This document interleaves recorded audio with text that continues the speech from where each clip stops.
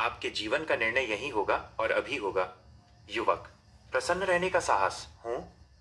दार्शनिक, तुम इसके बारे में विस्तार से समझना चाहते हो? युवक, रुक जाइए, इसमें बहुत उलझाव आते जा रहे हैं। पहले तो आप मुझसे कहते हैं कि दुनिया बड़ी सरल जगह है। ये भी कि ये मेरे कारण जटिल लगती है और मेरा व्यक्तिपरक दृष्टिकोण इसे ऐसा बनाता है।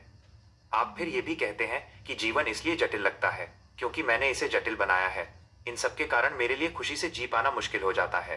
फिर आप कहते हैं कि व्यक्ति को फ्राइड की इटियोलॉजी के बजाय टेलियोलॉजी को अपनाना चाहिए। अपने अतीत में कारणों को नहीं खोजना चाहिए और सदमे को नकार देना चाहिए। आप कहते हैं कि लोग अपने अतीत के कारणों से संचालित होने की बजाय किसी न किसी लक्ष्य को पाने के लिए काम करते हैं। मैं सही कह रहा हूं? दार्शनिक, हाँ। युवक, आगे आप ये भी कहते हैं कि टेलियोलॉजी के अनुसार लोग बदल सकते हैं। लोग हमेशा अपनी जीवन शैली को चुन रहे होते हैं। दार्शनिक, ये बात सही है।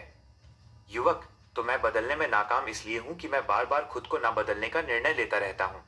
मुझ में इतना साहस नहीं है कि मैं नई जीवन शैली चुन सकूं। कहने का मतलब यही है कि मुझ में खुश रहने का पर्याप्त साहस नहीं है और इसीलिए मैं नाखुश हूं। क्या मैंने कुछ गलत समझा है?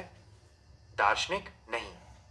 युवक, ठीक है, तो फिर मेरा सवाल है कि मुझे कौन से कदम उठाने चाहिए? अपने जीवन को बदलने के लिए मुझे क्या करना चाहिए? आपने ये सब तो अभी तक बताया ही नहीं। दार्शनिक, तुम सही हो। तुम्हें अब अपनी वर्तमान जीवन शैली पर विराम लगाने का निर्णय लेना है। उदाहरण के लिए, पहले तुमने कहा था, अगर मैं वाय जैसा बन जाऊं तो मैं खुश रहूंगा।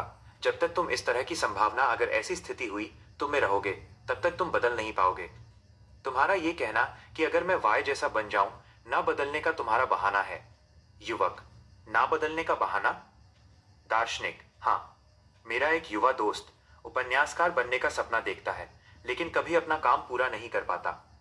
उसका कहना है कि उसका काम उसे इतना व्यस्त रखता है कि उसे उपन्यास लिखने का समय ही नहीं मिल पाता और इस वजह से वो अपना काम पूरा नहीं कर पाता और प्रतियोगिताओं में उसे भेज नहीं पाता। पर क्या यह वास्तविक कारण है? नहीं।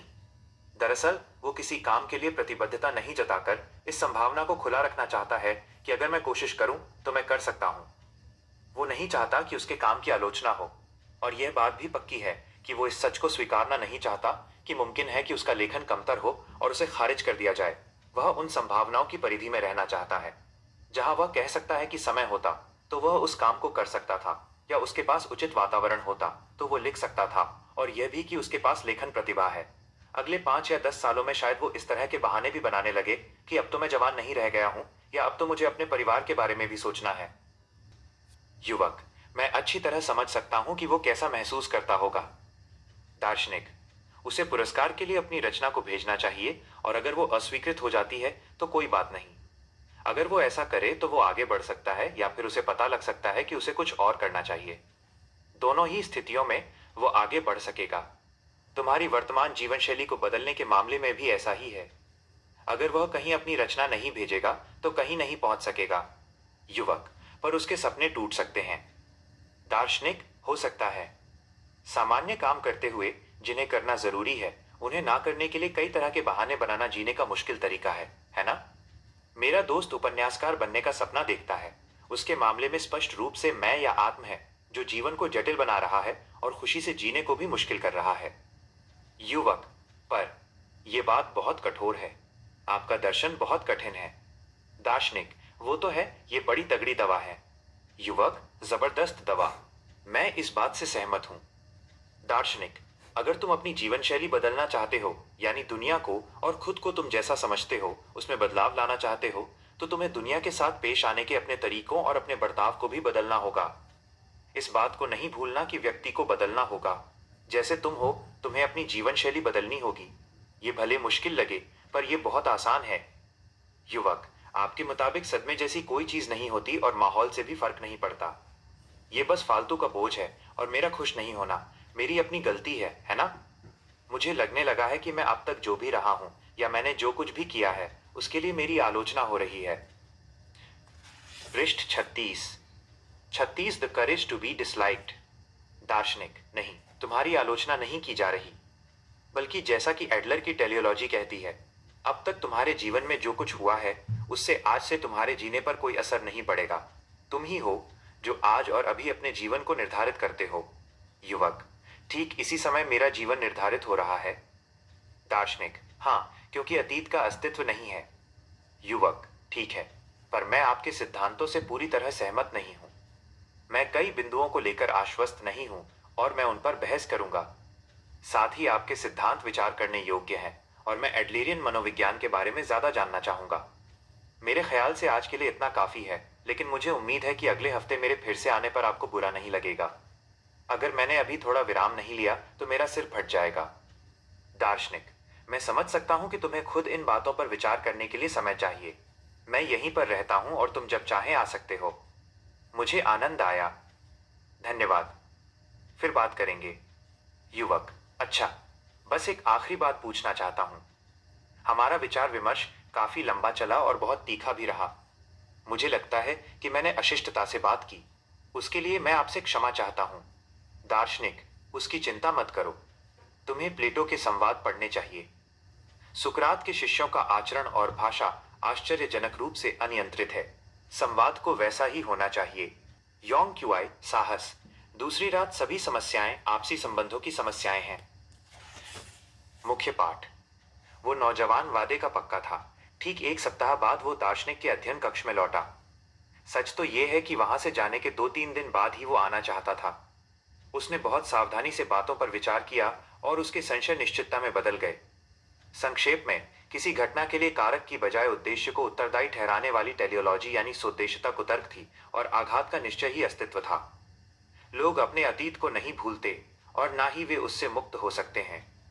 आज उसने सोच लिया था कि वो इस सनकी दार्शनिक के सिद्धांतों को पूरी तरह से खंडित कर देगा और हमेशा हमेशा के लिए मामले को सुलझा देगा। तुम खुद को नापसंद क्यों करते हो? युवक: पिछली बार यहां से जाने के बाद मैंने खुद को शांत किया, बातों पर ध्यान केंद्रित किया और काफी सोच विचार किया। उसके बावजूद मैं यही कहूंगा कि मैं आपके सिद्धांतों से अब भी सहमत नहीं हो सकता। दार्शनिक: अच्छा, तो तुम्हें उनके बारे में क्या संदेहास्पद लगा? युवक: मसलन, मैंने उस दिन मान लिया था कि मैं खुद को नापसंद करता हूं। मैं चाहे जो कुछ भी करूं, मुझे बस अपनी कमियां ही दिखाई देती हैं और मुझे ऐसा कोई कारण नहीं दिखता कि मैं खुद को पसंद करने लगूं। पर मैं ऐसा करना जरूर चाहता हूं।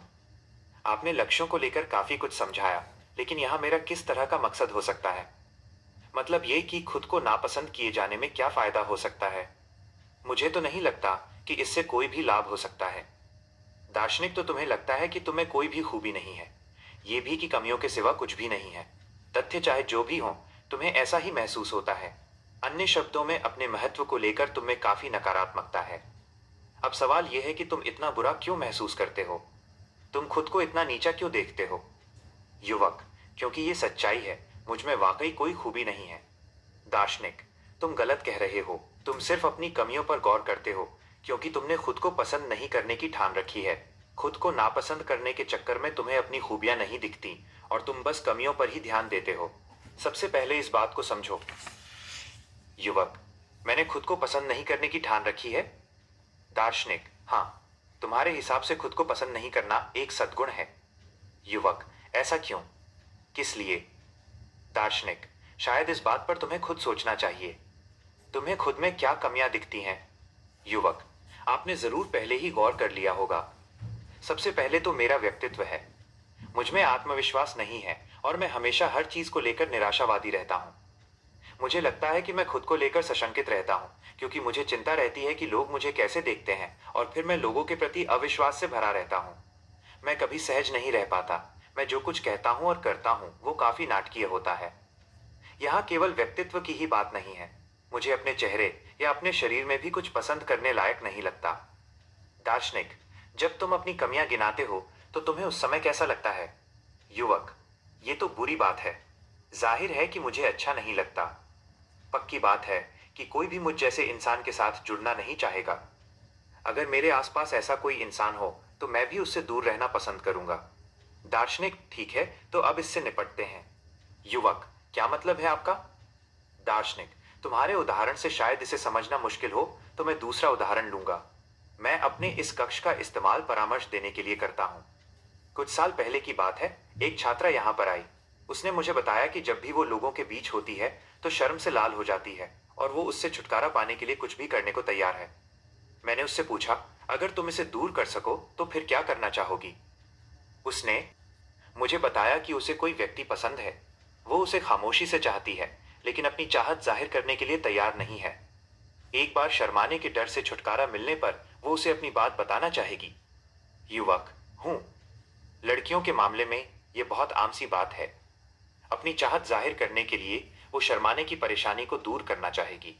दार्शनिक: पर क्या वाकई ऐसा ही है? मेरी राय इसमें अलग है। उसे शर्माने का डर क्यों हुआ? वो ठीक क्यों नहीं हुआ? क्योंकि उसे शर्माने के लक्षण की जरूरत थी। युवक: आप क्या कहना चाहते हैं?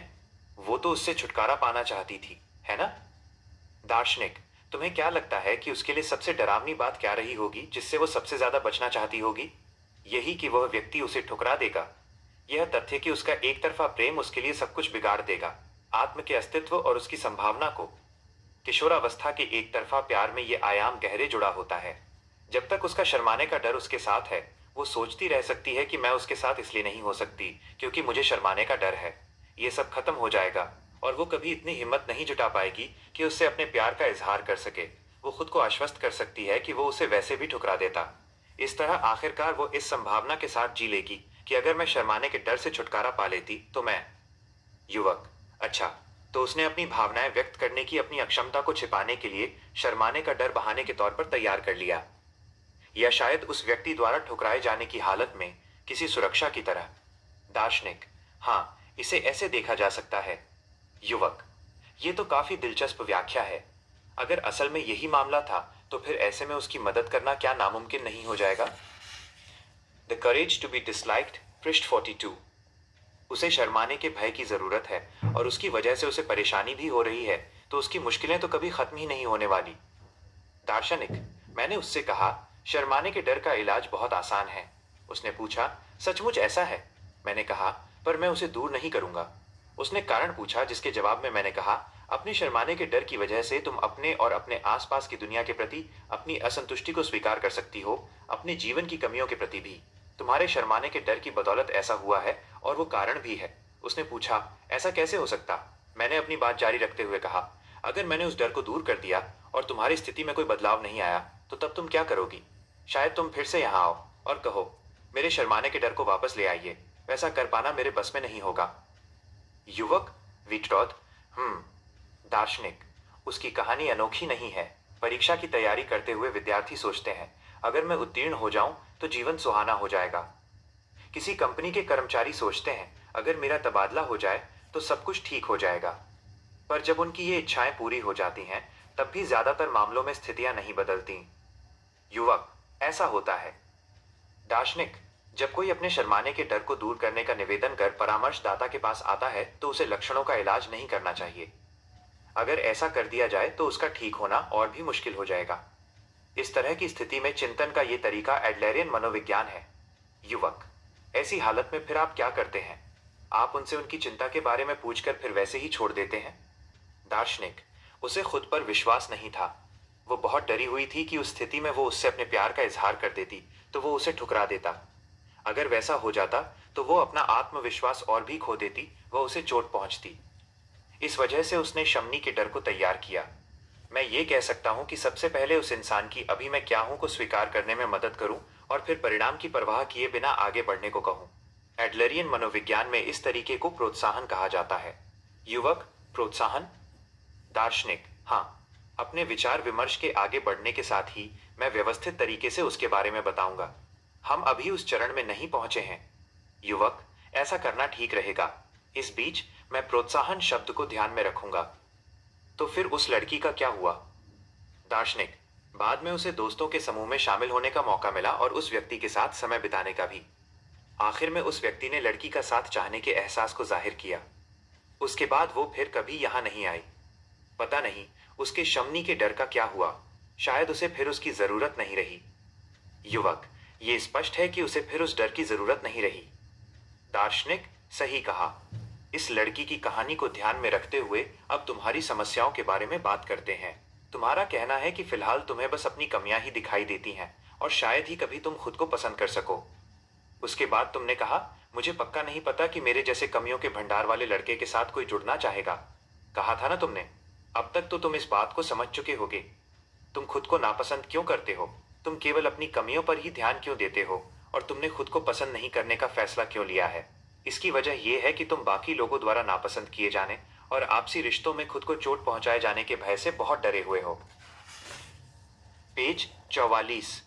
युवक, आप कहना क्या चाहते हैं? दार्शनिक, शमनी के भय से ग्रस्त उस लड़की को ठुकराए जाने का डर था। ठीक उसी तरह तुम्हें भी बाकी लोगों द्वारा नकारे जाने का डर है। तुम्हें डर है कि लोग तुमसे अपमानजनक ढंग से पेश आएंगे, वे तुम्हें मना कर देंगे और तुम्हें मानसिक चोट पहुंचाएंगे।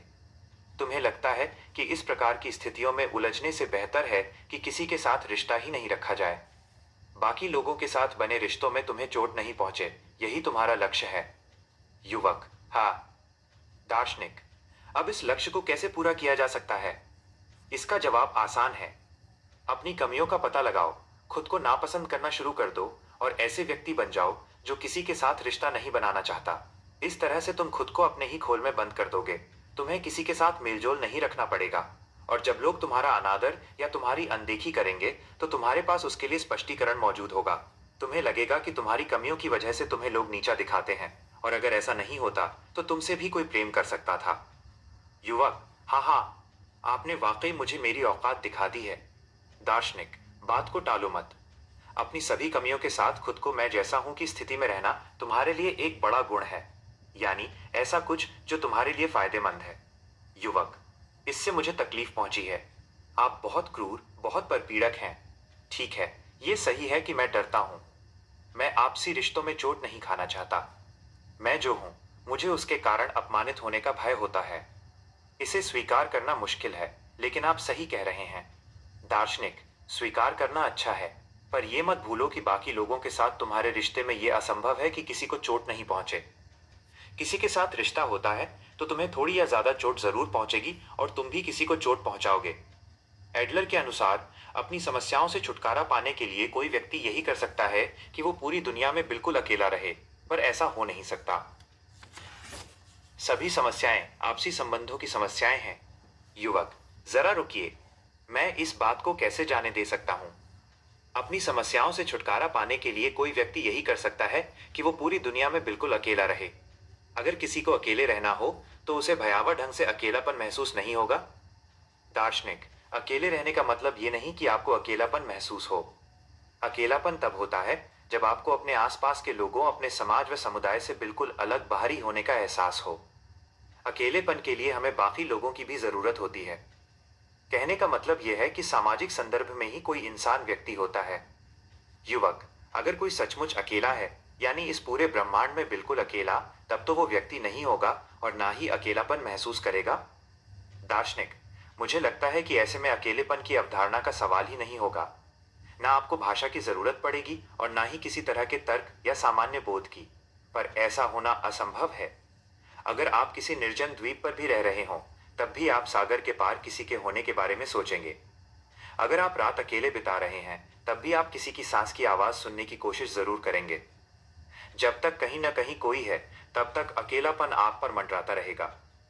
युवक, फिर तो आपको इस बात को यूं कहना चाहिए, अगर कोई इस ब्रह्मांड में अकेला ही रहा हो तो उसकी सभी समस्याएं दूर हो जाएंगी, है ना? दार्शनिक, सैद्धांतिक रूप से इसका जवाब हाँ है। जैसा कि एडलर भी कहते हैं, सभी समस्याएं आपसी रिश्तों की समस्याएं हैं। युवक, क्या आप इस बात को दोहरा सकते हैं? दार्शनिक, हम इस बात को कई बार दोहराते रह सकते हैं कि सभी समस्याएं आपसी संबंधों की समस्याएं हैं। यह अवधारणा एडलरियन मनोविज्ञान के मूल में है। अगर इस दुनिया से सभी आपसी रिश्ते समाप्त हो जाएं, यानी हम अकेले हो जाएं और बाकी सभी लोग यहां से चले जाएं, तो सभी समस्याएं भी छूमंतर हो जाएंगी। युवक, ये झूठ है। यह विद्वानों के कुतर्क से अधिक कुछ नहीं है। दार्शनिक, ये सही है कि हम आपसी रिश्तों के बिना कुछ नहीं कर सकते। मानव मात्र का अस्तित्व अन्य मानवों के होने को मानता है। सैद्धांतिक रूप से बाकी लोगों से पूरी तरह अलग होकर जीना असंभव है। तुम्हारी ये बात सही नहीं है कि अगर कोई इस ब्रह्मांड में बिल्कुल अकेला रह सके। युवक, बात ये नहीं है। यह सही है कि आपसी रिश्ते शायद काफी बड़ी समस्या हैं। इतना मैं मानने को तैयार हूं, पर वो कहना ज्यादा होगी कि हर चीज आपसी रिश्तों की समस्याओं पर ही टिकी है। इन रिश्तों से कटे रहने की चिंता का क्या, उन परेशानियों का क्या जो कोई व्यक्ति व्यक्ति होने के नाते झेलता है, अपने से जुड़ी समस्याओं का क्या? क्या आप इन सबसे इनकार कर सकते हैं? दार्शनिक, किसी व्यक्ति के संदर्भ में परिभाषित चिंता जैसी कोई चीज नहीं होती। तथाकथित आंतरिक परेशानी जैसा कुछ मौजूद ही नहीं है। चिंता चाहे कोई भी हो, उसमें बाकी लोग भी कहीं ना कहीं होते हैं। युवक, आप तो दार्शनिक हैं। आपसी रिश्ते जैसी चीज के अलावा भी इंसानों की उच्चतर बड़ी समस्याएं होती हैं। खुशी क्या है? स्वतंत्रता क्या है? जीवन का क्या अर्थ है? क्या प्राचीन ग्रीकों के समय से ही दार्शनिक इन चीजों की खोजबीन में नहीं लगे रहे हैं? और आप कह रहे हैं कि इससे क्या होता है? आपसी रिश्ते ही सब कुछ हैं। मुझे ये बात कुछ पृष्ठ 48 मामूली सी लग रही है। ये मानना मुश्किल है कि कोई दार्शनिक ऐसा कह सकता है। दार्शनिक, मुझे लगता है कि इसे थोड़े और ठोस ढंग से बताना होगा। युवक, जरूर, ऐसा ही करें। अगर आप मुझसे कहते हैं कि आप दार्शनिक हैं, तो आपको सब कुछ विस्तार से बताना ही होगा, वरना इस बात का कोई मतलब नहीं। दार्शनिक, तुम्हें आपसी रिश्तों से इतना भय था कि तुम खुद को नापसंद करने लगे। तुमने खुद को नापसंद करके इन रिश्तों से बचने की कोशिश की। उन बातों ने युवक को पूरी तरह झकझोर दिया। उन शब्दों में ऐसा अविवादित सत्य छिपा था कि उसे लगा कि वो उसे भीतर तक चीर देगा। फिर भी उसे इस कथन के एक स्पष्ट खंडन को खोजना था कि लोगों की सभी समस्याएं आपसी रिश्तों की समस्याएं हैं। एडलर लोगों की परेशानियों को मामूली बता रहे थे। मैं जिन परेशानियों को झेल रहा हूं, वे इतनी मामूली नहीं है। हीन भावनाएं व्यक्तिपरक अवधारणाएं हैं। दार्शनिक, चलो लोगों के बीच के रिश्तों को एक अलग आयाम से देखते हैं। क्या तुम हीन भावना से परिचित हो? युवक, यह कैसा घटिया सवाल है। हमारी अब तक की बातचीत से ये तो आप भी कह सकते हो। मैं तो हीनता की भावनाओं से भरा पड़ा हूं। दार्शनिक, ये कैसी भावनाएं हैं, बताएं।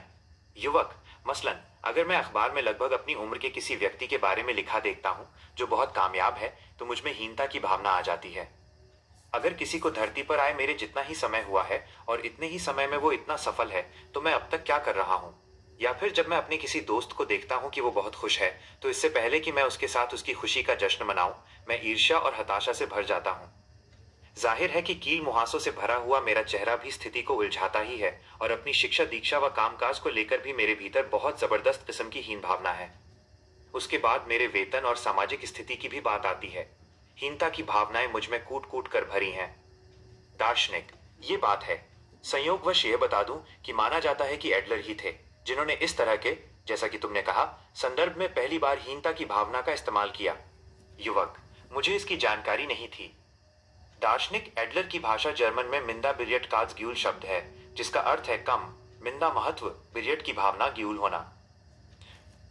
The courage to be disliked. इसलिए हीनता की भावना किसी व्यक्ति के द्वारा खुद के महत्व को आंकने से जुड़ी है। युवक, महत्व को आंकना? दार्शनिक, यह अपने महत्व को कुछ नहीं समझने या फिर बहुत कम समझने की भावना है। युवक, मैं इससे भली भांति परिचित हूं। दरअसल ये मैं हूं। कोई दिन ऐसा नहीं जाता जब मैं इस यातना से नहीं गुजरता कि जीने का कोई अर्थ नहीं है। दार्शनिक, अच्छा, तो चलो मेरी हीनता की भावनाओं को देखते हैं। जब तुम पहली बार मुझसे मिले तो तुम्हें क्या लगा था? शारीरिक मायने में? युवक, दरअसल। दार्शनिक, खुलकर अपनी बात कहो। युवक, आप मुझे मेरी कल्पना से छोटे लगे। दार्शनिक, धन्यवाद। मेरी ऊंचाई 155 सेंटीमीटर है।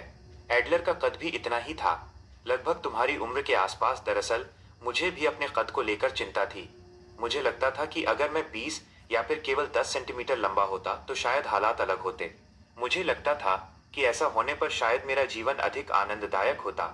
जब मैं इस तरह के एहसास से गुजर रहा था, तो मैंने अपने दोस्त को ये बात बताई और उसने इसे बकवास कहकर खारिज कर दिया। युवक, क्या दोस्त था? दार्शनिक, फिर उसने कहा, अगर तुम लंबे हो जाओ तो क्या करोगे? तुम्हारी एक बड़ी खासियत यह है कि तुम लोगों को सहज महसूस करवा सकते हो। ये सच है कि कोई व्यक्ति अगर लंबा चौड़ा हो तो लगता है कि उसके डील डॉल के कारण लोग उससे भयभीत हो सकते हैं। क्या आप चाहते हैं कि कद के किसी छोटे से इंसान से लोग उतने चौकन्ने नहीं रहते? उससे मुझे समझ आया कि मेरा कम कद का होना मेरे लिए और मेरे आसपास के लोगों के लिए सही था। यह एक तरह का महत्व का रूपांतरण था। अब मैं अपने कद को लेकर परेशान नहीं रहता। युवक, ठीक है, लेकिन। दार्शनिक, मेरी बात को पूरा होने दो। यहां अहम बात यह है कि 155 सेंटीमीटर का मेरा कद कमतर नहीं था। युवक, तो फिर कमतर या हीन क्या था? दार्शनिक, कुछ भी नहीं। दरअसल ना तो कोई कमी थी या किसी चीज से कुछ कम था। यह सही है कि मेरा कद औसत कद यानी निष्पक्ष रूप से मापी गई संख्या से कम है। पहली नज़र में किसी को लग सकता है कि ये कम या हीन है, पर मसला यहाँ ये है कि मैं असल में इस कद को किस तरह के मायने देता हूँ, किस तरह का महत्व देता हूँ। युवक, इसका क्या मतलब है? दार्शनिक, अपने कद को लेकर मेरी भावनाएं हीनता की व्यक्तिगत भावनाएं थीं, जो बाकी लोगों के साथ मेरी तुलना किए जाने से पैदा हुई थीं। यानी ये बाकी लोगों के साथ मेरे रिश्ते से जुड़ी थीं। अगर मेरे साथ तुलना करने के लिए कोई नहीं होता, तो मुझे अपने छोटे होने का एहसास ही नहीं होता। अभी तुम भी हीनता की कई तरह की भावनाओं से पीड़ित हो, पर यह बात समझ लो कि जो तुम्हें अभी महसूस हो रहा है, वो वस्तुगत हीनता नहीं है, बल्कि वो तो व्यक्तिपरक भावना है। कद जैसी चीज के मामले में भी सब कुछ व्यक्तिपरकता पर आ टिकता है। युवक, यानी हीनता की जिन भावनाओं से हम गुजर रहे हैं, वे वस्तुगत तथ्य होने के बजाय व्यक्तिपरक व्याख्याएं हैं। दार्शनिक, यही बात है। अपने दोस्त के दृष्टिकोण से देखने पर मैंने पाया कि मेरे साथ लोग सहज हो जाते हैं, वे मुझसे भयभीत नहीं होते, और इस तरह के आयाम खूबी हो सकते हैं। यह व्यक्तिपरक व्याख्या है। तुम इसे पृष्ठ 52 एक पक्षी अवधारणा भी कह सकते हो। हालांकि व्यक्तिपरकता के बारे में एक अच्छी बात यह है कि यह आपको अपना चुनाव करने देती है। चूंकि मैं इसे व्यक्तिपरकता पर छोड़ रहा हूं, तो मेरे पास अपने कद को फायदे या नुकसान के रूप में देखने का चुनाव मौजूद है। युवक, ये तर्क कि आप एक नई जीवन शैली चुन सकते हैं। दार्शनिक, हाँ, हम वस्तुगत तथ्यों को बदल नहीं सकते, पर व्यक्तिपरक व्याख्याओं में अपनी इच्छा के अनुसार बदलाव लाया जा सकता है। हम व्यक्तिपरक दुनिया में रहते हैं। हमने बिल्कुल शुरुआत में इसके बारे में बात की थी, है ना? युवक, जी, 18 डिग्री तापमान वाले कुएं के पानी के बारे में। दार्शनिक, अब हीनता की भावना के लिए प्रयुक्त जर्मन शब्द को याद करो, मिंदाबिरेटकात्सग्यूल। जैसा कि मैंने थोड़ी देर पहले बताया था कि हीनता की भावना का ताल्लुक खुद को आंकने से है। यह मूल्य क्या हो सकता है? मसलन, हीरों को ही लो, जिनका मूल्य बहुत अधिक होता है, या फिर मुद्रा की बात करें। इन चीजों का कोई निश्चित मान है। एक कैरेट इतने का है, इनका मूल्य इतना है। पर अगर आप अपना नजरिया बदल दें, तो फिर हीरा एक छोटे से पत्थर से बढ़कर कुछ भी नहीं है। युवक, बौद्धिक रूप से देखने पर यह बात सही है। दार्शनिक, कहने का मतलब है कि मान या मूल्य सामाजिक संदर्भ पर आधारित है। $1 के नोट को जो मूल्य दिया गया है वो निष्पक्ष नहीं है, हालांकि ये बहुत सामान्य समझ की बात है। अगर छपी हुई सामग्री की वास्तविक लागत पर विचार किया जाए, तो ये मूल्य $1 के आसपास नहीं होता।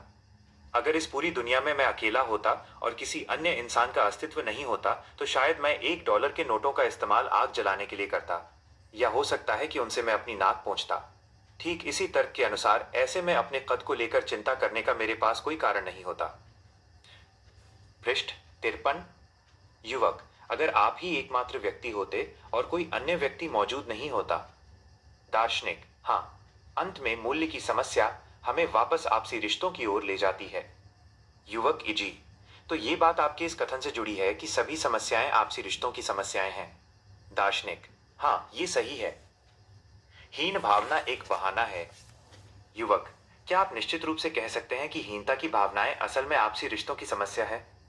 जिस इंसान को समाज सफल मानता हो, जिसे बाकी लोगों के साथ रिश्ते में खुद को हीन बनाने की जरूरत ही नहीं पड़ती, क्या उसमें भी हीन भावना हो सकती है? अत्यधिक धन संपदा वाला कोई कारोबारी, सबकी ईर्ष्या का पात्र बनने वाली कोई अद्वितीय सुंदरी और ओलंपिक गोल्ड मेडल विजेता, इनमें भी हीनता की भावनाएं हो सकती हैं। मुझे तो ऐसा ही लगता है। मुझे इसे किस तरह देखना चाहिए? दार्शनिक इस्टू एडलर का मानना है कि हर किसी में खुद को कमतर समझने का एहसास होता है। इस एहसास में अपने आप में कोई बुराई नहीं है। युवक, तो लोगों में हीन भावना होती ही क्यों है? दार्शनिक, इसे एक निश्चित क्रम में समझना आवश्यक है। सबसे पहले तो लोग इस दुनिया में लाचारी की स्थिति में आते हैं। लोगों में इस असहायता की स्थिति से बचने की सार्वभौमिक इच्छा होती है। एडलर इसे श्रेष्ठता की तलाश कहते हैं। युवक, श्रेष्ठता की तलाश? दार्शनिक, इसे तुम बेहतर होने की उम्मीद या आदर्श अवस्था पाने के प्रयास के रूप में देख सकते हो। मसलन, बच्चा अपने दोनों पैरों पर खुद को स्थिर करना सीखता है। वह भाषा सीखने और बेहतर होने की सार्वभौमिक इच्छा रखता है। समूचे मानव इतिहास में विज्ञान की तरक्की श्रेष्ठता की तलाश के कारण संभव हुई। युवक, अच्छा, फिर क्या हुआ? पृष्ठ 55। दार्शनिक, इसका दूसरा प्रतिरूप हीनता की भावना है। हर कोई बेहतर की चाह की स्थिति में है और वो श्रेष्ठता की खोज है। कोई व्यक्ति कई आदर्श या लक्ष्य रखता है और उनकी ओर बढ़ता है। पर अपने आदर्शों तक पहुंचने में नाकाम रहने पर उस व्यक्ति को अपने कमतर होने का एहसास होता है। मसलन ऐसे कुछ पेशेवर खानसामे हैं जो जितना भी आगे बढ़ते हैं उतना ही हीन भावना से व्याकुल रहते हैं और खुद से कहते हैं, मैं अब भी नाकाफी हूं, मुझे अपनी पाक कला को अगले स्तर तक ले जाना होगा, वगैरह वगैरह। युवक, यह सच है। दार्शनिक एडलर का कहना है कि श्रेष्ठता की तलाश में रहना और हीन भावना कोई बीमारियां नहीं है, बल्कि सामान्य स्वस्थ प्रयास और वृद्धि के लिए प्रेरक हैं। अगर हीन भावना का गलत ढंग से इस्तेमाल नहीं किया जाए तो वो भी तरक्की को बढ़ावा दे सकती है। युवक, हीनता की भावना एक तरह का लॉन्च पैड हो सकती है, यानी ऐसा कुछ जो आगे बढ़ने में मदद करे। दार्शनिक, हाँ, व्यक्ति अपनी हीनता से छुटकारा पाने रहता है। कोई भी अपनी वर्तमान स्थिति से कभी संतुष्ट नहीं रहता, चाहे एक कदम ही क्यों ना हो, पर हर कोई तरक्की करना चाहता है। हर कोई ज्यादा खुश रहना चाहता है। हीनता की इस तरह की भावना में कुछ भी गलत नहीं है। हालांकि कुछ लोग एक कदम आगे बढ़ने का साहस भी खो चुके होते हैं और वे इस तथ्य को स्वीकार नहीं कर पाते कि असल में कोशिश करने से स्थिति को बदला जा सकता है। ऐसे लोग कुछ भी करने से पहले ही हाथ खड़े कर देते हैं और इस तरह की बात करते हैं, मैं तो ऐसे भी इतना अच्छा, इतनी अच्छी नहीं हूं, या कोशिश करने पर भी कुछ होना नहीं था। युवक, ये सही बात है। इसमें कोई संदेह नहीं कि अगर कमतर होने का एहसास बहुत मजबूत हो तो ज्यादातर लोग नकारात्मक हो जाएंगे और कहेंगे, मैं तो ऐसे भी इतना अच्छा या इतनी अच्छी नहीं हूं। यही तो हीन भावना की मनोग्रंथि है।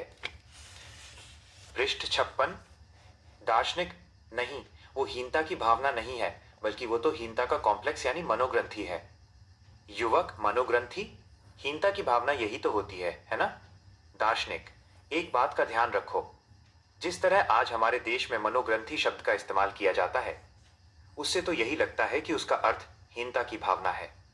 तुम अक्सर लोगों को कहते सुनोगे, मुझे अपनी पलकों को लेकर कॉम्प्लेक्स या ग्रंथि है, या फिर उसे अपनी शिक्षा को लेकर कॉम्प्लेक्स है। यह तो इस शब्द का दुरुपयोग है। बुनियादी तौर पर मनोग्रंथि का मतलब जटिल भावनाओं व विचारों से बनी असामान्य मानसिक दशा है और इसका हीन भावना से कोई लेना देना नहीं है। मसलन फ्राइड का एडिपस कॉम्प्लेक्स है, जिसका इस्तेमाल किसी बच्चे का विपरीत लिंगी अभिभावक के प्रति असामान्य आकर्षण के मामले में किया जाता है। युवक, अच्छा, जब हम मदर कॉम्प्लेक्स या फादर कॉम्प्लेक्स की बात करते हैं तो असामान्यता का भेद तब काफी गहन हो जाता है। दार्शनिक, ठीक इसी वजह से यह जरूरी है कि हम हीन भावना और हीन भावना की मनोग्रंथि का घालमेल नहीं करें और उन्हें अलग अलग देखें। युवक, वास्तव में ये दोनों कैसे अलग हैं? दार्शनिक, हीनता महसूस करने में ऐसी कोई खास बुराई नहीं है। ये बात तो तुम समझ चुके हो, है ना? एडलर के अनुसार हीनता की भावना प्रयास करने और आगे बढ़ने के लिए उत्प्रेरक हो सकती है। उदाहरण के लिए, अगर किसी को अपनी शिक्षा को लेकर हीन भावना है तो वो निश्चय कर सकता है कि मेरी पढ़ाई ज्यादा नहीं हुई है, इसलिए मुझे बाकी लोगों से ज्यादा मेहनत करनी होगी, ऐसा करना अच्छा होगा। दूसरी ओर, हीनता की मनोग्रंथि ऐसी स्थिति है जब कोई व्यक्ति अपनी हीन भावना का इस्तेमाल किसी बहाने की तरह करने लगता है। वो सोचता है, मेरी शिक्षा दीक्षा अच्छी नहीं है, इसलिए मैं कामयाब नहीं हो सकता, या फिर मेरी शक्ल सूरत अच्छी नहीं है, इसलिए मेरी शादी नहीं हो सकती। जब अपनी रोजमर्रा की जिंदगी में कोई इस बात पर जोर देने लगता है कि ए स्थिति के कारण बी का होना संभव नहीं, तो ये भावना हीन भावना की श्रेणी में नहीं आती। यह हीन भावना की मनोग्रंथि है। युवक, नहीं, ये तो तर्कसंगत संयोगिक संबंध है। अगर आप उच्च शिक्षित नहीं हैं तो आपको काम मिलने या दुनिया में सफल होने की संभावनाएं कम हो जाती हैं। अगर आपको सामाजिक पैमाने पर निम्न समझा जाता है और आप सफल नहीं हो सकते, यह कोई बहाना नहीं है, बल्कि ये तो एक ठोस तथ्य है ना? दार्शनिक, नहीं, तुम गलत कह रहे हो। युवक, कैसे? दार्शनिक, जिसे तुम संयोगिक संबंध कह रहे हो उसे एडलर स्पष्ट कारण और परिणाम कहते हैं। कहने का मतलब है कि तुम खुद को आश्वस्त कर रहे हो कि कोई गंभीर संयोगिक संबंध है, जबकि ऐसा कुछ भी नहीं है। हाल ही में मुझसे किसी ने कहा, मेरी शादी इसलिए आसानी से नहीं हो सकती क्योंकि मेरे बचपन में मेरे माँ बाप का तलाक हो गया था। फ्राइड के एटियोलॉजी हेतुकी के दृष्टिकोण से माता पिता का तलाक बहुत बड़ा सदमा था जो शादी को लेकर किसी के नजरिए से जुड़ता है। दूसरी तरफ एडलर अपने टेलियोलॉजी सुद्देश्यता के दृष्टिकोण से ऐसे तर्कों को स्पष्ट कारण एवं परिणाम कहकर खारिज कर देते हैं। युवक, फिर भी ये सच है कि अच्छी शिक्षा पाकर समाज में सफल होना आसान हो जाता है। मुझे लगता था कि आप दुनियादारी की बातें समझते हैं। दार्शनिक, असली मुद्दा यह है कि कोई व्यक्ति सच्चाई का सामना कैसे करता है। अगर तुम सोचते हो कि मेरी शिक्षा उतनी अच्छी नहीं है इसलिए मैं सफल नहीं हो सकता, तो मैं सफल नहीं हो सकता के बजाय मतलब यह है कि मैं सफल नहीं होना चाहता। पृष्ठ 58। युवक, मैं सफल नहीं होना चाहता? ये कैसा तर्क हुआ? दार्शनिक, सीधी सी बात है कि अगला कदम उठाने तक में तुम्हें डर लग रहा है। ये भी कि तुम वाकई कोशिशें नहीं करना चाहते। तुम इतना नहीं बदलना चाहते कि तुम उस मजे का बलिदान कर दो जिसका आनंद तुम अभी ले रहे हो। मसलन जो समय तुम खेलने और अपने शौक में लगाते हो। इसे इस तरह भी कहा जा सकता है कि तुम्हारे भीतर अपनी जीवन शैली बदलने की हिम्मत नहीं है। कुछ शिकायतों या सीमाओं के बावजूद फिलहाल जो स्थिति है वो ज्यादा आसान लगती है। डींग हाँकने वालों में हीनता की भावनाएं होती हैं। युवक, हो सकता है, लेकिन दार्शनिक, तुम शिक्षा को लेकर अपने अंदर हीनता की मनोग्रंथि रखते हो और सोचते हो मेरी शिक्षा दीक्षा अच्छी नहीं है, इसलिए मैं सफल नहीं हो सकता। अब इस बात को दूसरी तरह से देखें। तर्क हो सकता है कि अगर मैं सुशिक्षित होता तो मैं वाकई कामयाब होता। युवक, सच है। दार्शनिक, ये हीनता की मनोग्रंथि का दूसरा आयाम है। जो लोग अपनी मनोग्रंथियों को शब्दों या रवैयों के माध्यम से दिखाते हैं, जो कहते हैं कि ए एक स्थिति है इसलिए बी को नहीं पाया जा सकता, उनका आशय होता है कि अगर ए स्थिति नहीं होती तो मैं सक्षम होता और मेरा कोई मोल होता। युवक, यदि ऐसा नहीं होता तो मैं भी इसे कर सकता था। दार्शनिक, हाँ। जैसा कि एडलर कहते हैं कि लंबे समय तक कोई भी हीन भावनाओं को सहन नहीं कर सकता। हर किसी में ये भावनाएं होती हैं, लेकिन उस हालत में रहना इतना भारी हो जाता है कि उसे हमेशा सहन कर पाना मुश्किल हो जाता है। युवक, ये तो बहुत उलझाने वाली बात है। दार्शनिक, ठीक है, एक बार में एक मुद्दे पर बात करते हैं। हीनता की भावना के होने की स्थिति का मतलब ऐसी स्थिति है जिसमें इंसान को लगता है कि वर्तमान में उसमें कोई कमी है। ऐसे में सवाल यह है कि पेज 60। युवक, आप उस कमी को कैसे पूरा करते हैं, है ना? दार्शनिक, बिल्कुल सही। उस कमी की भरपाई कैसे की जाए? इसका सबसे सही तरीका यह है कि कोशिश और आगे बढ़ने के माध्यम को अपनाया जाए।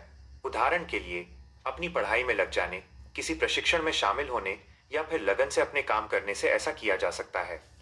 जिन लोगों में ऐसा करने का साहस नहीं होता, वे अंततः हीनता की मनोग्रंथि पाल लेते हैं। फिर से वही सोच होती है कि मैं सुशिक्षित नहीं हूं, इसलिए सफल नहीं हो सकता।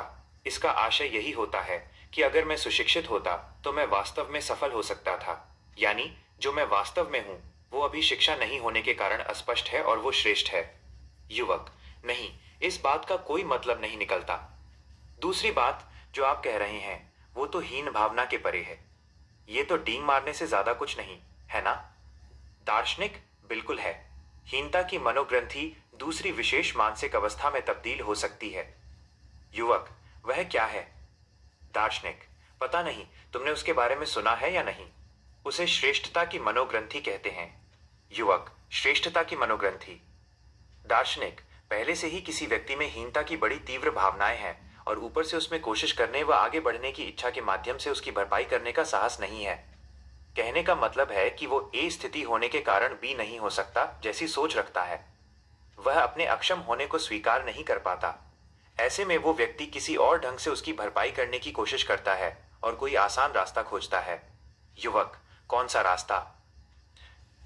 पेज 61।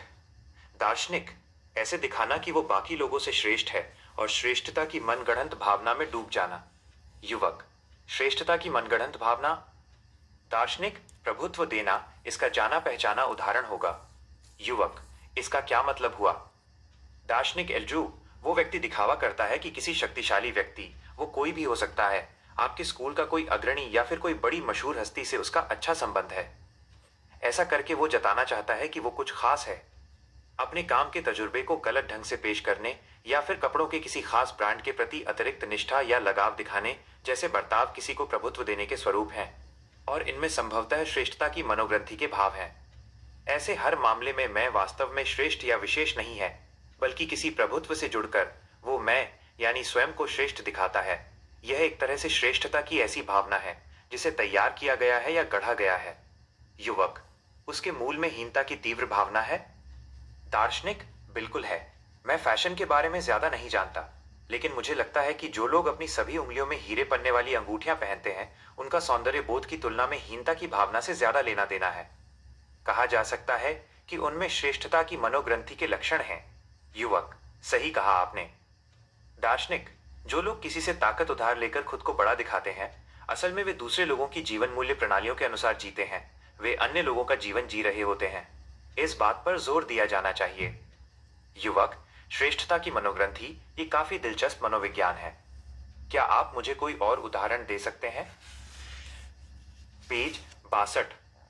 दार्शनिक। कोई ऐसा शख्स है जिसे अपनी उपलब्धियों की शेखी बघारना पसंद है। कोई ऐसा व्यक्ति जो अपने अतीत के गौरव से चिपका रहता है और हमेशा उस समय की यादों को बयां करता है जब वो कामयाबी के शिखर पर था। हो सकता है कि तुम भी ऐसे लोगों को जानते हो। ऐसे सभी लोगों में स्वयं को श्रेष्ठ समझने की मनोग्रंथि होती है। युवक। ऐसा आदमी जो अपनी उपलब्धियों का गुणगान करता हो। यह अहंकारी रवैया जरूर है, लेकिन वो ऐसा इसलिए करता है क्योंकि वो वाकई श्रेष्ठ है।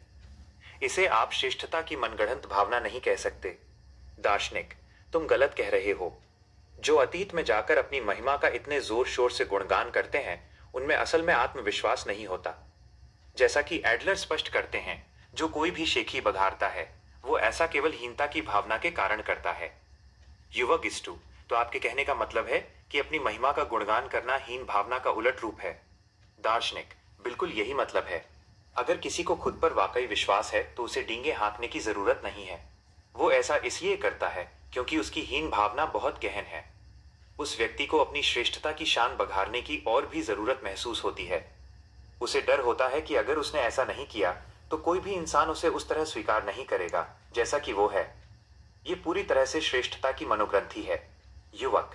यानी भले हीनता और श्रेष्ठता की मनोग्रंथियां सुनने में एक दूसरे से बिल्कुल अलग लगें, लेकिन वे एक दूसरे से जुड़ी हैं। दार्शनिक। हाँ, बिल्कुल जुड़ी हैं।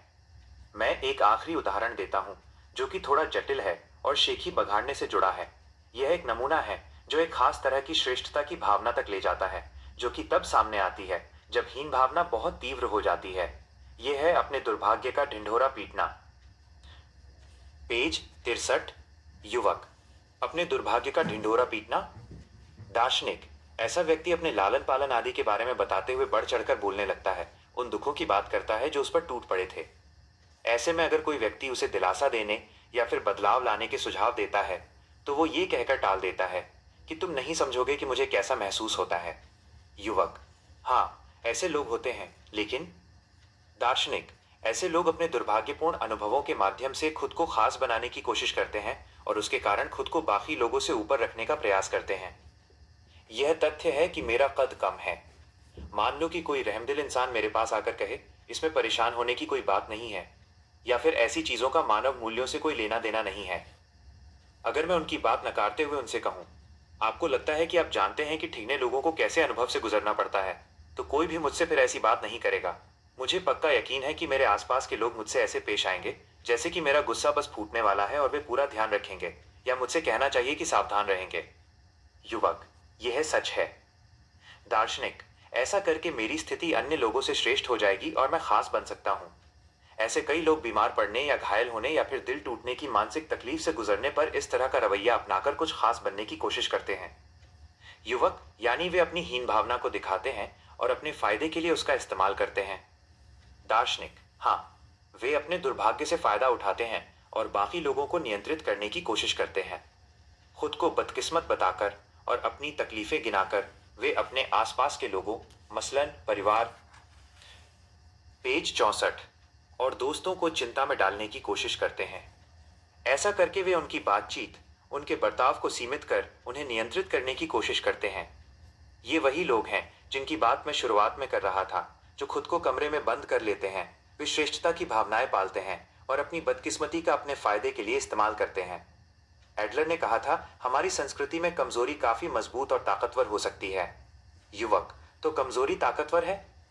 दार्शनिक। एडलर के अनुसार अगर हम ये पूछें कि हमारी संस्कृति में सबसे ताकतवर इंसान कौन है, तो इसका तर्कसंगत उत्तर होगा शिशु। बच्चा हम पर हुकूमत करता है और उस पर कोई प्रभुत्व नहीं जमा सकता। बच्चा अपनी कमजोरी से वयस्कों पर राज करता है। उसकी इसी कमजोरी के कारण उस पर किसी का काबू नहीं होता। युवक। इस तरह के दृष्टिकोण से कभी मेरा सामना नहीं हुआ।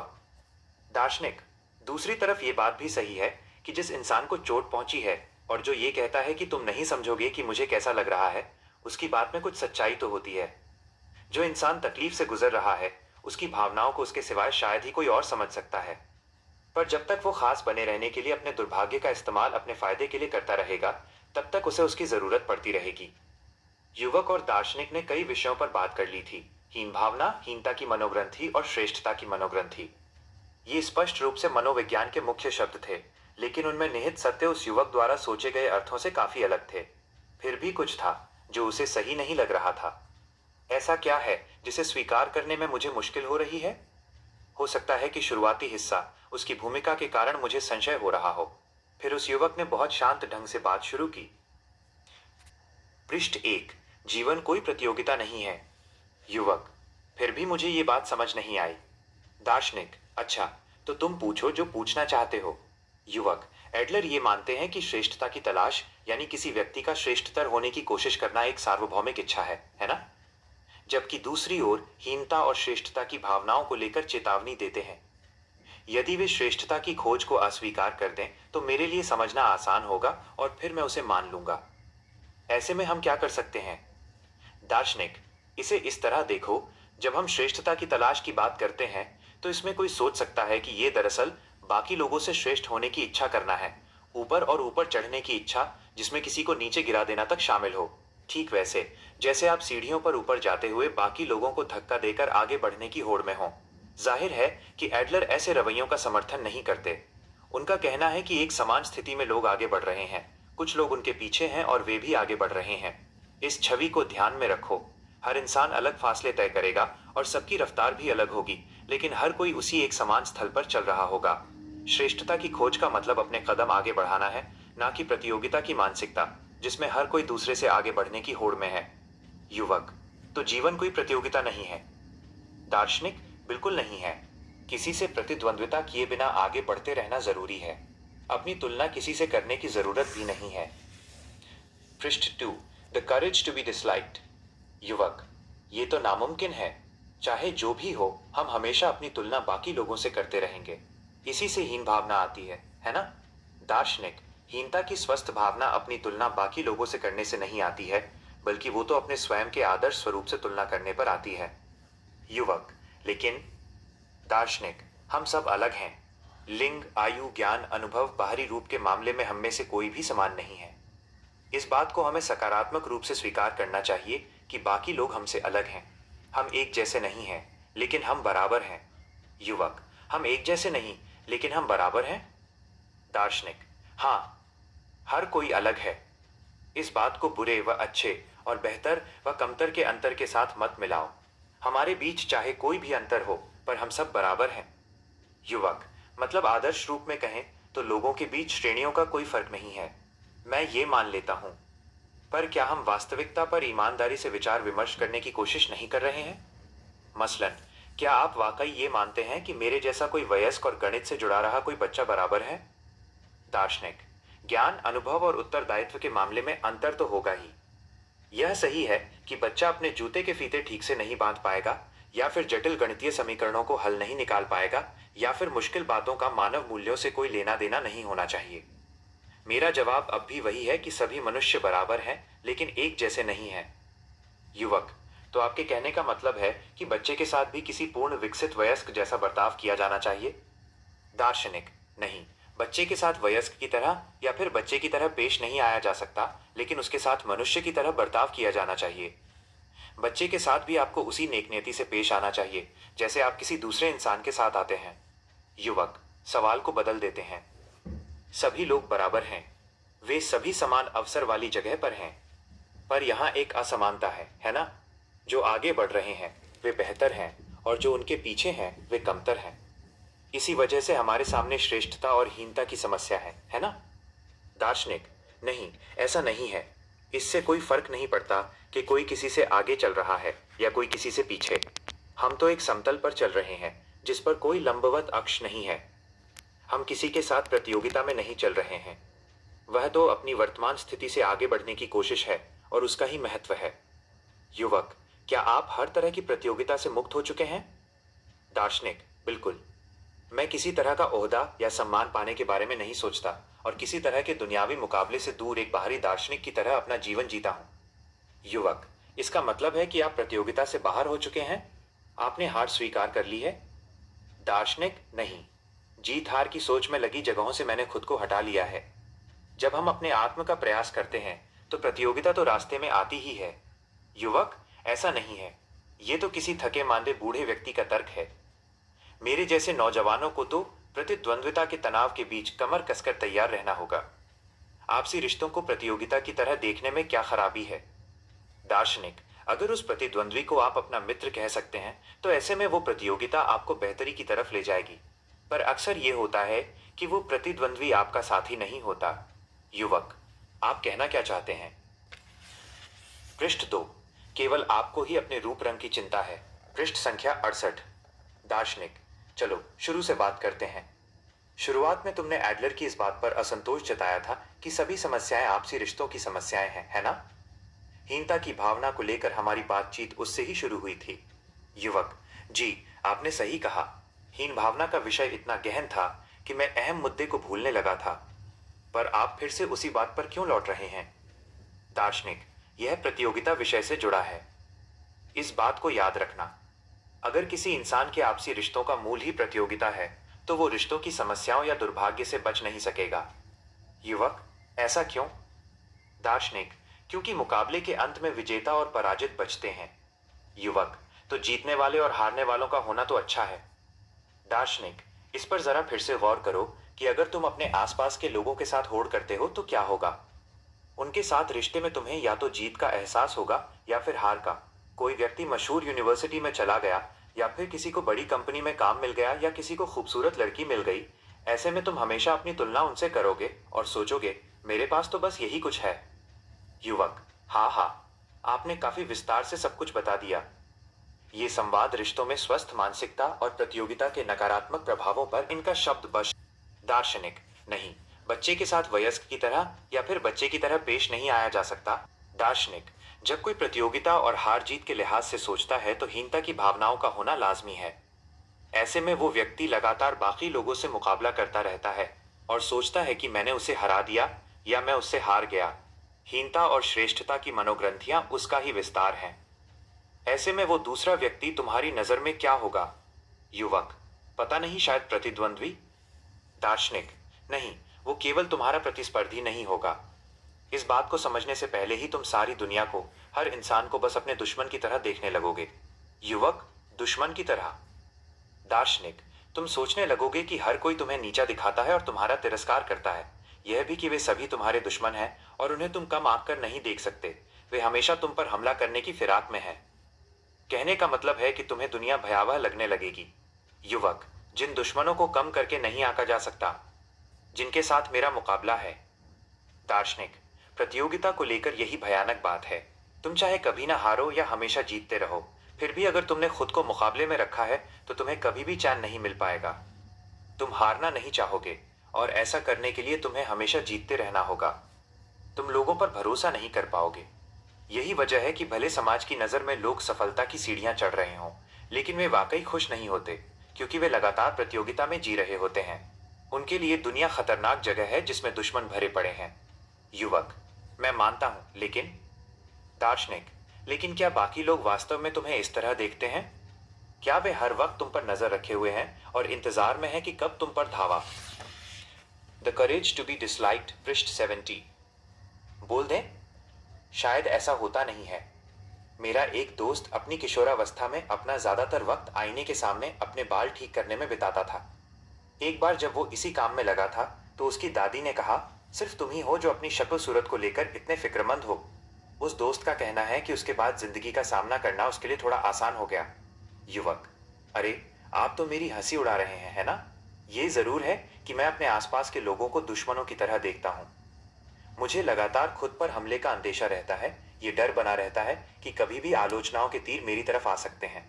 मुझे हमेशा लगता है कि मुझ पर लगातार निगरानी रखी जा रही है, मुझे बड़ी सख्ती से आंका जा रहा है और मुझ पर हमला होने वाला है। शायद ये सच है कि ये भी आईने को लेकर दीवानगी रखने वाले किशोर की तरह खुद को लेकर सशंकित रहने वाली प्रतिक्रिया है। दुनिया मुझ पर नजर नहीं रखे हुए है। अगर मैं अपने हाथों के बल भी चलूं तो लोग शायद मुझ पर ध्यान नहीं दें। पर मुझे पता नहीं, क्या आप कह रहे हैं कि मेरी हीन भावना को मैंने खुद चुना है, ये भी कि वो किसी तरह का लक्ष्य हो? दार्शनिक, ऐसा क्यों? युवक, मुझसे 3 साल बड़ा मेरा भाई है। वो बड़े भाई की आदर्श छवि में बिल्कुल सही बैठता है। वो हमेशा माता पिता की बात मानता है, पढ़ाई व खेलकूद में बहुत अच्छा है और बहुत मेहनती है। बचपन से ही मेरी तुलना उससे की जाती रही है। वो मुझसे बड़ा और आगे है, तो मैं तो उसे शायद कभी मात नहीं दे पाऊंगा। मेरे माता पिता ने इस पर कभी विचार नहीं किया और मुझे कभी कुछ नहीं समझा। मैं जो कुछ भी करता मुझे बच्चा समझा जाता, हर बात में मुझे डांटा फटकारा जाता और चुप करा दिया जाता। मैंने अपनी भावनाओं को खुद तक सीमित करना सीख लिया। मेरी जिंदगी हीन भावना में गढ़ी हुई है और मेरे पास अपने भाई से प्रतियोगिता करने के सिवा कोई और विकल्प ही नहीं था। दार्शनिक: अच्छा, यहाँ आप। युवक: कई बार मैं खुद को इस तरह लगता हूं कि मैं एक ऐसी बेल हूं जिसे सूरज की पर्याप्त रोशनी नहीं मिली। ऐसे में स्वाभाविक है कि हीनता की भावनाओं के कारण मुझ में टेढ़ापन आ गया है। मुझे बहुत खुशी होगी अगर मुझे कोई ऐसा व्यक्ति मिल जाए जो ऐसे हालात में पलने बढ़ने के बावजूद सही से विकसित हुआ हो। मैं उससे मिलना पसंद करूंगा। दार्शनिक: मैं समझता हूं। मैं वाकई समझ सकता हूं कि तुम्हें कैसा लगता है। भाई के साथ तुम्हारे रिश्ते की बात के संदर्भ में अब प्रतियोगिता पर नजर डालते हैं। अगर तुम अपने भाई और बाकी लोगों से अपने रिश्ते को प्रतियोगिता के तौर पर नहीं देखो तो लोग तुम्हें कैसे लगेंगे?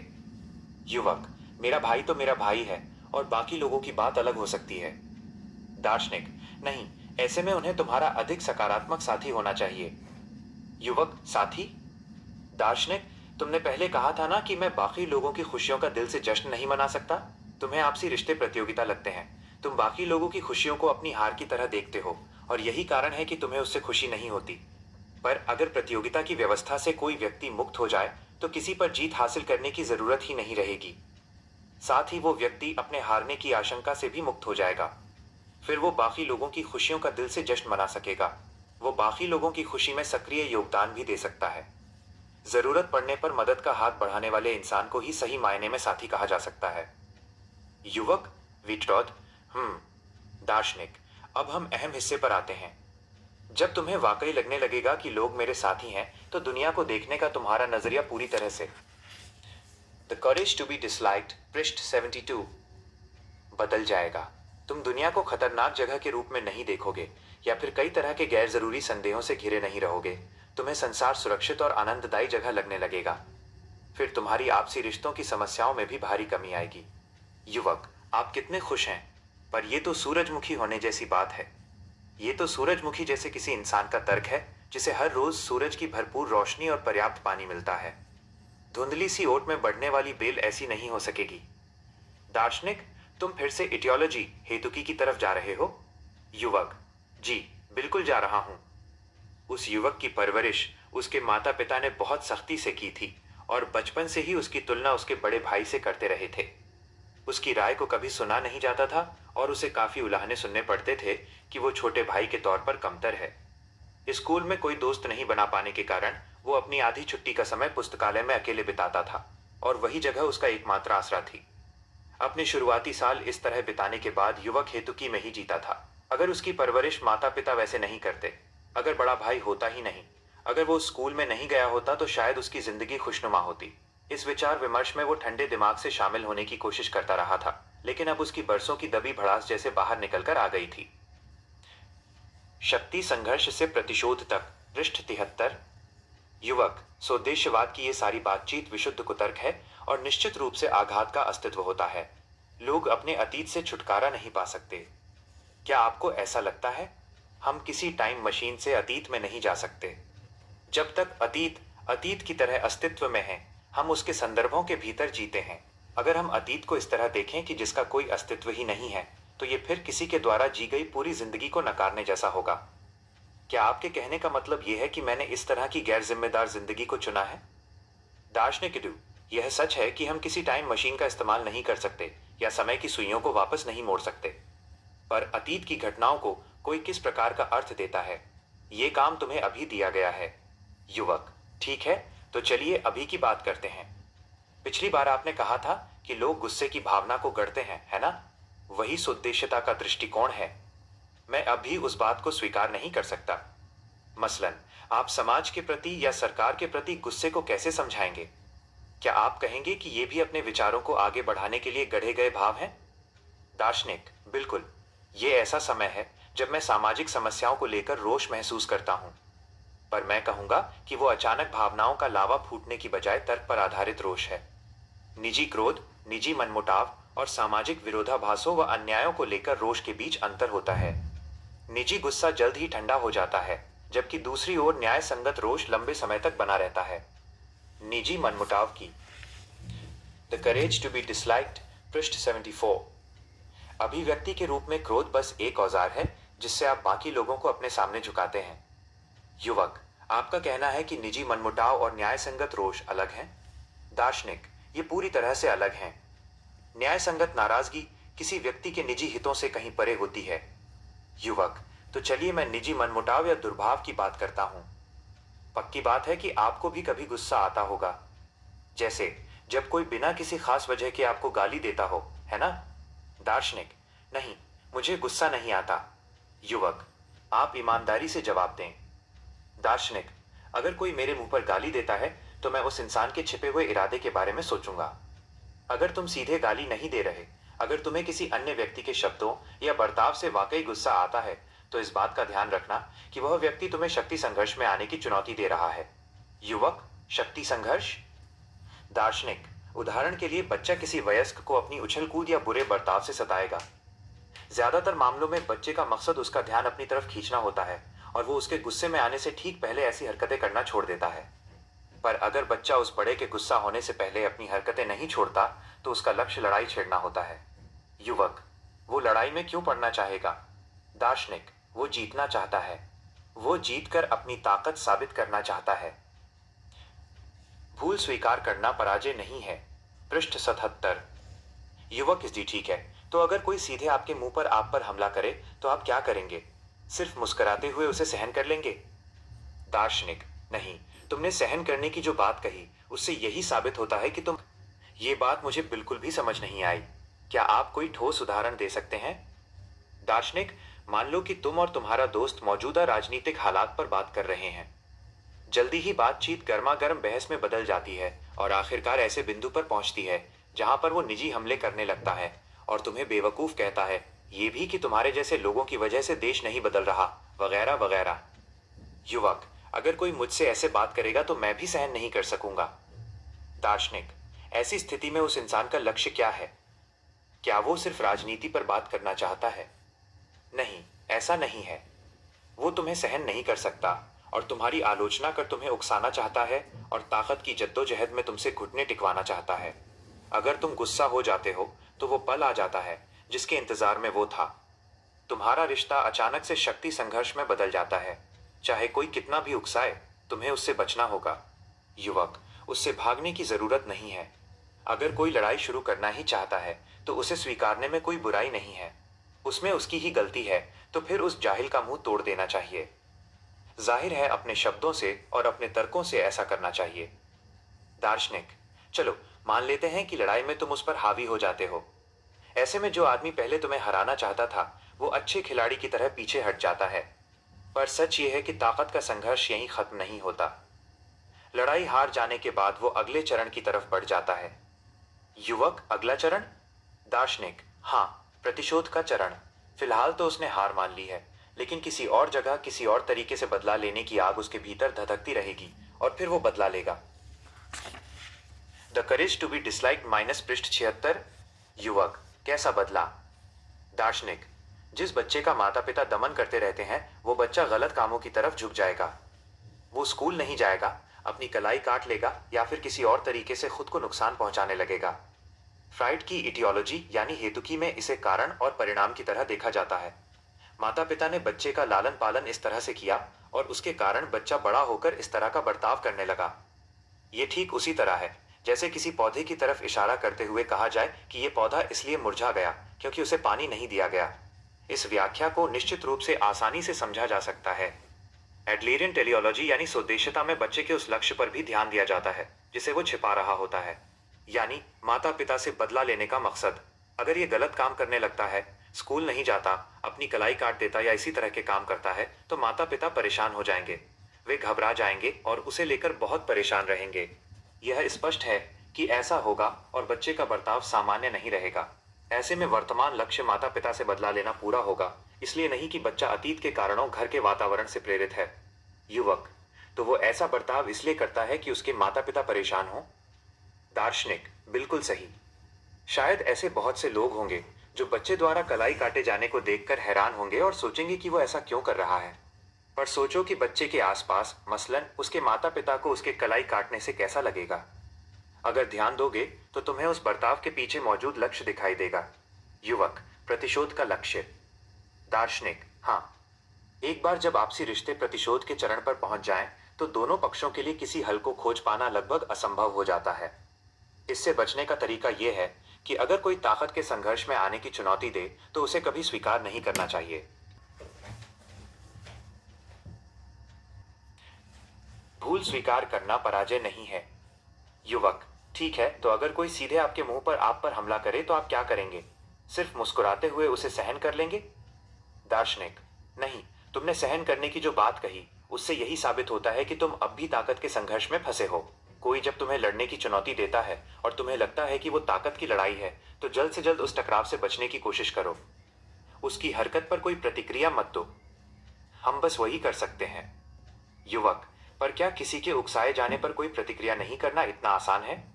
सबसे पहले तो आप ये बताएं कि मुझे अपने गुस्से पर कैसे काबू पाना चाहिए। दार्शनिक, जब तुम अपने गुस्से पर काबू करते हो तो तुम उसे सहन कर रहे होते हो, है ना? इसकी बजाय हम हालात को ठीक करने का कोई ऐसा तरीका सीखते हैं जिसमें गुस्से का इस्तेमाल नहीं हो। आखिरकार गुस्सा एक औजार ही तो है, लक्ष्य को पाने का एक साधन। युवक, ये मुश्किल है। दार्शनिक, मैं चाहता हूं कि तुम पहले इस तथ्य को समझो कि गुस्सा संवाद करने का एक स्वरूप है और आपसी संवाद उसके बिना भी संभव है। हम अपने विचारों, अपने इरादों को गुस्से के बिना भी दूसरे तक पहुंचा सकते हैं और उन्हें स्वीकार हो सकते हैं। अगर तुम इस बात को अपने अनुभव से सीख लो तो क्रोध का भाव अपने आप आना बंद हो जाएगा। युवक, पर अगर वे आप पर गलत आरोप लगाएं या अपमानजनक टिप्पणियां करें तो क्या तब भी मुझे गुस्सा नहीं आना चाहिए? दार्शनिक, लगता है तुम अब भी इसे नहीं समझे। इसका मतलब ये नहीं कि तुम्हें गुस्सा नहीं आना चाहिए, बल्कि यह है कि तुम्हें गुस्से के साधन पर निर्भर रहने की जरूरत नहीं है। क्रोधी लोग तुनक मिजाज नहीं होते, बस उन्हें पता नहीं होता कि क्रोध के अलावा भी असरदार संवाद करने के अन्य तरीके होते हैं। यही वजह है कि लोगों को कहना पड़ता है कि मैं बेकाबू हो गया था या वो आग बबूला हो गया। हम दूसरों से संवाद करने के लिए गुस्से पर निर्भर हो जाते हैं। युवक, गुस्से के अलावा असरदार संवाद के तरीके। दार्शनिक, हमारे पास भाषा है। हम भाषा के माध्यम से अपनी बात पहुंचा सकते हैं। भाषा की और तर्क की, भाषा की ताकत पर भरोसा रखो। युवक, सही बात है। अगर मुझे उस पर भरोसा नहीं होता तो मैं आपके साथ ये संवाद नहीं कर रहा होता। दार्शनिक, ताकत की लड़ाई में एक और चीज है। किसी भी मामले में चाहे तुम्हें कितना भी लगे कि तुम सही हो, पर कोशिश करना कि उस आधार पर दूसरे पक्ष की आलोचना नहीं करो। ये आपसी रिश्तों का ऐसा फंडा है जिसमें कई लोग फंस जाते हैं। युवक, ऐसा क्यों? दार्शनिक, जैसे ही आपसी रिश्ते में किसी व्यक्ति को लगता है कि मैं सही हूं, तो वो पहले ही ताकत की लड़ाई में कदम रख चुका होता है। युवक, बस इसलिए कि उसे लगता है कि वो सही है? ऐसा नहीं हो सकता। ये तो मामले को जरूरत से ज्यादा तूल देने वाली बात है। दार्शनिक, मैं सही हूं ऐसा कहने का मतलब है कि दूसरा पक्ष गलत है। ऐसे में बातचीत का केंद्र दावों के औचित्य से हटकर आपसी रिश्ते की दशा पर चला जाता है।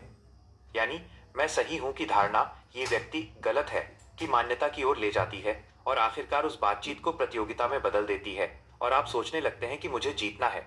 ये पूरी तरह से ताकत का संघर्ष है। युवक, दार्शनिक, पहली बात, किसी की अवधारणा के न्याय संगत होने का हार या जीत से कोई ताल्लुक नहीं है। अगर बाकी लोगों की राय कुछ भी हो और तुम्हें लगता है कि तुम सही हो, तो बात को वहीं खत्म हो जाना चाहिए। पर कई लोग शक्ति संघर्ष में कूद पड़ेंगे और चाहेंगे कि बाकी लोग उनके सामने हथियार डाल दें। यही कारण है कि उन्हें लगता है कि गलती को मानने का मतलब हार मानना है। युवक, हाँ, ये आयाम तो यहां पर होगा। दार्शनिक, हर कोई ना हारने की मानसिकता रखता है और ना ही अपनी गलती मानता है। नतीजा ये होता है कि व्यक्ति गलत राह पर चल पड़ता है। गलतियों को कबूलना, माफी मांगना और शक्ति संघर्ष में नहीं पड़ना, इनमें से कुछ भी पराजय नहीं है। श्रेष्ठता की तलाश बाकी लोगों के साथ प्रतियोगिता के माध्यम से नहीं हो सकती। युवक, यानी जब हमारा ध्यान केवल जीत हार पर होता है तो हम सही चुनाव करने की अपनी क्षमता खो देते हैं। दार्शनिक, हाँ, उससे फैसला लेने की स्पष्टता नहीं रहती और हमें सिर्फ नजदीकी जीत या हार दिखाई देती है। हम गलत रास्ते पर चले जाते हैं। प्रतियोगिता और हार जीत के लेंस को हटाने के बाद ही हम सुधार की दिशा में आगे बढ़ सकते हैं और खुद को बदल सकते हैं। जीवन के नियत कार्यों पर काबू पाना, पृष्ठ 80। युवक, ठीक है, लेकिन अब भी एक समस्या है। सभी समस्याएं आपसी संबंधों की समस्याएं हैं वाले वक्तव्य में। मैं समझ सकता हूं कि हीन भावना आपसी रिश्तों से जुड़ी चिंता है और इसका कुछ हद तक हम पर असर पड़ता है। मैं इस बात को भी तार्किक विचार के रूप में स्वीकार करता हूं कि जिंदगी कोई मुकाबला नहीं है। मैं बाकी लोगों को साथी के रूप में नहीं देख सकता और अपने भीतर मैं कहीं उन्हें दुश्मन के रूप में देखता हूं। ये बिल्कुल साफ है, पर मुझे जो बात उलझाने वाली लगती है वो ये कि एडलर आपसी रिश्तों को इतना महत्व क्यों देते हैं। वो उन सब की हद तक क्यों जाते हैं। दार्शनिक, आपसी रिश्तों का मुद्दा इतना अहम है कि चाहे उस पर कितनी व्यापकता से ध्यान दिया जाए तब भी वो पर्याप्त नहीं होता।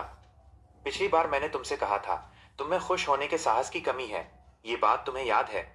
युवक, कोशिश करने पर भी मैं उस बात को भूल नहीं सकता। दार्शनिक, तो तुम बाकी लोगों को शत्रु की तरह क्यों देखते हो और उन्हें अपना साथी नहीं मान सकते? इसकी वजह यह है कि तुम हिम्मत हार चुके हो और अपने जीवन के नियत कार्यों से भाग रहे हो। युवक, जीवन के काम? दार्शनिक, हाँ, ये बहुत अहम बात है। एडलरियन मनोविज्ञान में मानव व्यवहार और मनोविज्ञान के लिए स्पष्ट उद्देश्य रखे गए हैं। युवक, कैसे उद्देश्य? पृष्ठ 81। दार्शनिक, व्यवहार के दो उद्देश्य हैं, आत्मनिर्भर होना और समाज के साथ सामंजस्य में रहना। इन व्यवहारों को सहारा देने के लिए मनोविज्ञान के उद्देश्य ये चेतनाएं हैं कि मुझ में क्षमता है और लोग मेरे साथी हैं। युवक, एक मिनट, मैं इन्हें लिख लेता हूं। बर्ताव के लिए दो उद्देश्य हैं, आत्मनिर्भर होना और समाज के साथ सामंजस्य में रहना। मनोविज्ञान के लिए दो उद्देश्य हैं जो इन बर्तावों को सहारा देते हैं, यह चेतना कि मेरे पास क्षमता है और यह चेतना कि लोग मेरे साथी हैं। ठीक है, यह वाकई महत्वपूर्ण विषय है। लोगों व समाज के साथ सामंजस्य में रहते हुए व्यक्ति के रूप में आत्मनिर्भर होना, यह सब हमारी बातचीत से जुड़ा हुआ लगता है। दार्शनिक, जैसा कि एडलर कहते हैं, इन उद्देश्यों को जीवन के नियत कार्यों को संपन्न करके पाया जा सकता है। युवक, ये कार्य कौन से हैं? दार्शनिक, बचपन की तरफ जाते हुए जीवन शब्द के बारे में सोचते हैं। बचपन के दौरान हमारे माता पिता हमारी हिफाजत करते हैं और हमें काम करने की भी जरूरत नहीं होती, पर अंततः ऐसा समय आता है जब हमें आत्मनिर्भर होना होता है। हम हमेशा अपने माता पिता पर निर्भर नहीं रह सकते और हमें मानसिक रूप से और सामाजिक मायने में भी आत्मनिर्भर होना होता है। हमें किसी न किसी काम में लगना होता है, जो जरूरी नहीं कि किसी कंपनी में काम करना ही हो। उम्र बढ़ने की प्रक्रिया में हमारे हर तरह के दोस्ताना रिश्ते बनते हैं। जाहिर है कि इस दौरान किसी से प्रेम संबंध भी बनेगा जो आखिरकार शादी में तब्दील हो सकता है। ऐसा होने पर वैवाहिक रिश्ता शुरू होगा, बच्चे होंगे और माता पिता व बच्चे का रिश्ता भी बनेगा। इन प्रक्रियाओं से बनने वाले आपसी रिश्तों की एडलर ने 3 श्रेणियां बनाई। उन्हें कामकाज से जुड़े काम, दोस्ती के काम और प्रेम के काम नाम दिया। तीनों को मिलाकर जीवन के काम कहा। युवक, क्या ये काम कर्तव्य या दायित्व हैं जो कि समाज का सदस्य होने के नाते किसी व्यक्ति के हो सकते हैं, यानी परिश्रम व करों का भुगतान जैसी चीजें? पृष्ठ 82।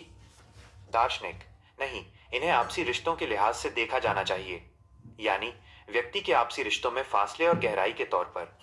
कई बार एडलर इस बात पर जोर देने के लिए 3 सामाजिक बंधन का उपयोग करते हैं। युवक, आपसी रिश्तों में फासला व गहराई? दार्शनिक, सामाजिक व्यक्ति के रूप में जीने की कोशिश करते हुए किसी व्यक्ति को आपसी रिश्तों में टकराव भी झेलना पड़ता है, यही जीवन के कार्य हैं। ये इस मायने में काम है कि व्यक्ति के पास उनका सामना करने के अलावा कोई और चारा नहीं होता। युवक, क्या आप इसे स्पष्ट करेंगे? दार्शनिक, पहले कामकाज से जुड़े कार्यों को देखते हैं। आप चाहे जो भी कार्य करते हो उसे अपने आप पूरा नहीं कर सकते। मसलन, मैं यहाँ अपने अध्ययन कक्ष में अक्सर किताब लिखने की तैयारी में लगा रहता हूँ। लेखन पूरी तरह से स्वायत्त काम है और कोई अन्य व्यक्ति मेरे लिए इसे नहीं कर सकता, पर इस काम को पूरा करने के लिए संपादक और अन्य कई व्यक्तियों का होना जरूरी है। उनकी सहायता के बिना काम नहीं हो सकता और उसमें किताब का डिजाइन तैयार करने व मुद्रण से लेकर वितरण और किताबों की दुकान में काम करने वाले लोग शामिल हैं। सैद्धांतिक रूप से अन्य लोगों की सहायता के बिना काम नहीं हो सकता। युवक, व्यापक रूप से यह सही है। दार्शनिक, हालांकि फासले और गहराई के दृष्टिकोण से कहा जा सकता है कि कामकाज के आपसी रिश्तों में सबसे कम बाधाएं होती हैं। कामकाज साझा उद्देश्य होता है तो लोगों की भले आपस में नहीं पड़ती हो, लेकिन वे फिर भी सहयोग कर सकते हैं और कुछ हद तक उनके पास ऐसा करने के अलावा कोई और चारा नहीं होता। जब तक कोई रिश्ता केवल काम के आधार पर बना होता है, तब तक वह केवल कार्यालय के दायरे में बंधा होता है और काम के घंटे पूरे होने या फिर नौकरी बदलने। दार्शनिक, व्यवहार के दो उद्देश्य हैं, आत्मनिर्भर होना और समाज के साथ सामंजस्य में रहना। इन व्यवहारों को सहारा देने के लिए मनोविज्ञान के उद्देश्य ये चेतनाएं हैं कि मुझमें एक क्षमता है और लोग मेरे साथी हैं। युवक, 1 मिनट, मैं इन्हें लिख लेता हूं। बर्ताव के लिए 2 उद्देश्य हैं। आत्मनिर्भर और वो रिश्ता बदल जाता है, वो किसी बाहरी व्यक्ति के रिश्ते जैसा हो जाता है। युवक, सही बात है। दार्शनिक, इस चरण में आपसी रिश्तों में उलझने वाले लोगों को शिक्षा, रोजगार या प्रशिक्षण में नहीं लगने वाले नौजवान या घर के भीतर सीमित रहने वाला व्यक्ति कहा जाता है। युवक, 1 मिनट, आपका कहना है कि वे बस इसलिए काम की कोशिश नहीं करते क्योंकि वे कामकाज से जुड़े आपसी रिश्तों से बचना चाहते हैं, ना कि इसलिए कि वे काम नहीं करना चाहते या फिर शारीरिक श्रम करने से मना करते हैं। दार्शनिक, इस सवाल को एक तरफ रखते हुए कि वे खुद इस बात को लेकर सचेत हैं या नहीं, आपसी रिश्ते इसके केंद्र में हैं। उदाहरण के लिए, कोई व्यक्ति काम खोजने के लिए अपने जीवन का विस्तृत विवरण भेजता है, इंटरव्यू के लिए जाता है और एक के बाद एक हर कंपनी उसे अस्वीकार कर देती है। इससे उसके स्वाभिमान को ठेस पहुंचती है और वो सोचने लगता है कि उसके काम करने का क्या फायदा अगर उसे इस तरह की चीजों से गुजरना पड़ रहा है। या वो काम में कोई बड़ी गलती कर बैठता है, उसके कारण कंपनी को बहुत बड़ा आर्थिक नुकसान होता है। पूरी तरह से निराश होने के बाद वो अंधेरे में डूब जाता है और वो अगले दिन काम पर आने की बात तक बर्दाश्त नहीं कर पाता। इनमें से किसी भी उदाहरण में काम अपने आप प्रतिकूल नहीं होता। ऐसा होने के पीछे काम के माध्यम से किसी के द्वारा आलोचना या फटकार का, अक्षम होने का या नाकारा होने का, ठप्पा लगने का या काम के लिए अनुपयुक्त होने का डर होता है और खुद गरिमा को चोट पहुंचती है। इसे यूं कहा जा सकता है कि हर चीज आपसी रिश्तों का मुद्दा है। प्रेम के बंधन और जन्मजात संबंध। युवक, अपनी आपत्तियां मैं बाद में दर्ज करूंगा। आप बताएं कि दोस्ती का काम से क्या मतलब है। दार्शनिक, यह काम से हटकर व्यापक मायने में दोस्त का रिश्ता है जिसमें कार्यस्थल का कोई दबाव नहीं है। यह ऐसा रिश्ता है जिसकी शुरुआत करना या जिसे गहरा बनाना मुश्किल काम है। युवक, ये आपने सही कहा। मुझे लगता है कि अगर स्कूल या कार्यस्थल जैसी कोई जगह हो तो फिर भी रिश्ता बनाया जा सकता है, पर ऐसे में वो रिश्ता ऊपरी होगा और उसी जगह तक सीमित रहेगा। स्कूल या कामकाज की जगह के बाहर निजी दोस्ती की शुरुआत की कोशिश करना या फिर कोई दोस्त खोजना काफी मुश्किल होगा। दार्शनिक, क्या तुम किसी ऐसे व्यक्ति को जानते हो जिसे तुम नजदीकी दोस्त कह सको। युवक, मेरा एक दोस्त है, लेकिन मैं पक्का नहीं कह सकता कि उसे गहरा दोस्त कह सकता हूं या नहीं। दार्शनिक, मेरे साथ भी ऐसा ही होता था। जब मैं हाई स्कूल में था तो मैंने दोस्त बनाने की कोशिश भी नहीं की और मैं अपना पूरा समय ग्रीक व जर्मन पढ़ने में बिताता था। खामोशी से दर्शन शास्त्र की किताबों को पढ़ने में खोया रहता था। मेरी माँ को मेरी चिंता होती थी और वो मेरे कक्षा अध्यापक से मिलने पहुंचती। मेरे अध्यापक ने उनसे कहा, फिक्र करने की जरूरत नहीं है, वो ऐसा बच्चा है जिसे दोस्तों की जरूरत नहीं। उनकी बात से मुझे और मेरी माँ को दिलासा मिली। युवक, कोई ऐसा व्यक्ति जिसे दोस्तों की जरूरत नहीं हो। तो हाई स्कूल में आपका एक भी दोस्त नहीं था। दार्शनिक, एक था। उसने कहा कि यूनिवर्सिटी में सीखने लायक कुछ भी नहीं है और आखिरकार वो वहां नहीं गया। कई वर्षों तक वो एकांत में पहाड़ों पर रहा और अब मैंने सुना है कि दक्षिण पूर्व एशिया में पत्रकारिता कर रहा है। मैंने कई दशकों से उसे नहीं देखा, लेकिन मुझे लगता है कि अगर हम फिर से मिले तो हम वैसे ही साथ घूम फिर सकते हैं जैसे पहले घूमा करते थे। बहुत से लोगों को लगता है कि जितने ज्यादा दोस्त हों उतना अच्छा है, लेकिन मैं निश्चित रूप से कुछ नहीं कह सकता। हमारे दोस्तों या जान पहचान वालों की संख्या की इतनी कोई अहमियत नहीं है। यह ऐसा विषय है जो प्रेम के काम से जुड़ता है, लेकिन हमें रिश्ते के फासले और गहराई के बारे में सोचना चाहिए। युवक, क्या मेरे लिए कभी गहरे दोस्त बनाना मुमकिन होगा। दार्शनिक, बिल्कुल होगा। तुम बदलोगे तो तुम्हारे आसपास के लोग भी बदलेंगे। उनके पास बदलने के अलावा कोई और विकल्प नहीं होगा। एडलेरियन मनोविज्ञान ऐसा खुद को बदलने का मनोविज्ञान है, ना कि दूसरों को बदलने का मनोविज्ञान। अन्य लोगों के बदलने या स्थिति के बदलने का इंतजार करने की बजाय आप खुद पहला कदम आगे बढ़ाते हैं। युवक, दार्शनिक, सच्चाई यह है कि तुम मेरे इस कमरे में मुझसे मिलने आए। तुम में मैंने एक नौजवान दोस्त पा लिया है। युवक, मैं आपका दोस्त हूं। दार्शनिक, हाँ, तुम हो। यहाँ चल रही बातचीत किसी तरह का कोई परामर्श नहीं है और हमारा कोई कामकाजी रिश्ता भी नहीं है। मेरे लिए तुम ऐसे दोस्त हो जिसकी जगह कोई और नहीं ले सकता। तुम्हें ऐसा नहीं लगता। युवक, मैं आपका अनमोल दोस्त हूं। मैं फिलहाल इसके बारे में नहीं सोचूंगा। हम अपनी बात जारी रखते हैं। प्रेम के काम का क्या मतलब है। पृष्ठ 86। दार्शनिक, इसे 2 चरणों के विभाजन के रूप में समझो। पहला, जिन्हें प्रेम संबंधों के रूप में जाना जाता है। दूसरे, परिवार के साथ रिश्ते, खासकर माता पिता व बच्चे का रिश्ता। हमने कामकाज और दोस्ती की बात की, लेकिन तीनों कामों में से प्रेम का काम शायद सबसे मुश्किल है। जब दोस्ती का रिश्ता प्यार में बदल जाता है, तो जो बोलचाल और आचरण दोस्ती में मुमकिन था, वो उनके प्रेमी बन जाने पर संभव नहीं हो पाता। खासकर विपरीत लिंग के दोस्तों के साथ घुलना मिलना और कुछ मामलों में उनसे फोन पर बात करना तक ईर्ष्या का कारण बन जाता है। फासला इतना नजदीकी होता है और रिश्ता भी गहरा होता है। युवक: हाँ, उससे बचा नहीं जा सकता। दार्शनिक: पर एडलर अपने साथी पर रोक लगाने को स्वीकार नहीं करते। अगर वो व्यक्ति खुश होता है तो उसे खुलकर उस हालत में खुश रहना चाहिए। यही प्रेम है। जिन रिश्तों में लोग एक दूसरे पर रोक टोक करते हैं, वे आखिरकार बिखर जाते हैं। युवक: ये तर्क तो बेवफाई को मान लेने की तरफ ले जा सकता है। अगर किसी के साथी का कोई अन्य प्रेम प्रसंग हो, तो आप कहेंगे कि उसका भी आनंद लिया जाना चाहिए। दार्शनिक: नहीं, मैं किसी के प्रेम प्रसंग का कोई अनुमोदन नहीं कर रहा हूं। इसे ऐसे समझने की कोशिश करो, दो लोगों के साथ होने पर चाहे उनके बीच दीवानगी ही क्यों ना हो, अगर उस रिश्ते में कोई घुटन और तनाव महसूस करता हो तो उसे प्रेम नहीं कहा जा सकता। अगर किसी को लगे कि इस इंसान के साथ मैं उन्मुक्त होकर जी सकता सकती हूं, तो वो वास्तव में प्यार को महसूस कर सकता सकती है। ऐसी स्थिति में वो इंसान शांत व अपनी सहज स्थिति में रह सकता है, जिसमें हीनता की कोई भावना नहीं हो या फिर किसी को अपनी श्रेष्ठता जताने की आवश्यकता नहीं पड़े। सच्चा प्यार ऐसा होता है। दूसरी ओर प्रतिबंध या रोक टोक अपने साथी को नियंत्रित करने के प्रयास की मानसिकता है, और ये विचार अविश्वास की भावना पर आधारित है। किसी ऐसे इंसान के साथ एक ही जगह पर रहना जो आप पर अविश्वास रखता हो, वो सहज स्थिति नहीं है। क्या आप इस पुस्तक द करेज सहन कर सकें? जैसा कि एडलर का कहना है, अगर दो लोग अच्छे रिश्तों की बुनियाद पर साथ रहना चाहते हैं, तो उन्हें एक दूसरे के साथ बराबरी से पेश आना चाहिए। युवक: अच्छा। दार्शनिक: हालांकि प्रेम और वैवाहिक रिश्तों में अलग होने का विकल्प है। पति पत्नी का रिश्ता अगर अविश्वासपूर्ण बना रहता है, तो वे दोनों कई साल बिताने के बावजूद अलग हो सकते हैं। माता पिता व बच्चे के रिश्ते में सैद्धांतिक तौर पर ऐसा नहीं किया जा सकता। यदि रोमांटिक प्यार लाल डोरी यानी प्यार के बंधन से जुड़ा है, तो माता पिता व बच्चों का रिश्ता कठोर बेड़ियों से यानी जन्मजात रिश्तों से बंधा है। आपके पास बस एक आदत कैंची है। माँ बाप और बच्चे के रिश्ते में यही मुश्किल है। युवक: ऐसे में हम क्या कर सकते हैं? दार्शनिक: इस चरण में मैं यही कह सकता हूं कि भागना नहीं चाहिए। चाहे रिश्ता कितना भी अविश्वास भरा हो, उसका सामना करने से बचना नहीं चाहिए या उसे टालना नहीं चाहिए। अंत में भले आप उसे कैंची से काट दें, लेकिन उससे पहले आपको उसका सामना करना होगा। स्थिति को वैसे ही बनाए रखना सबसे बुरा है।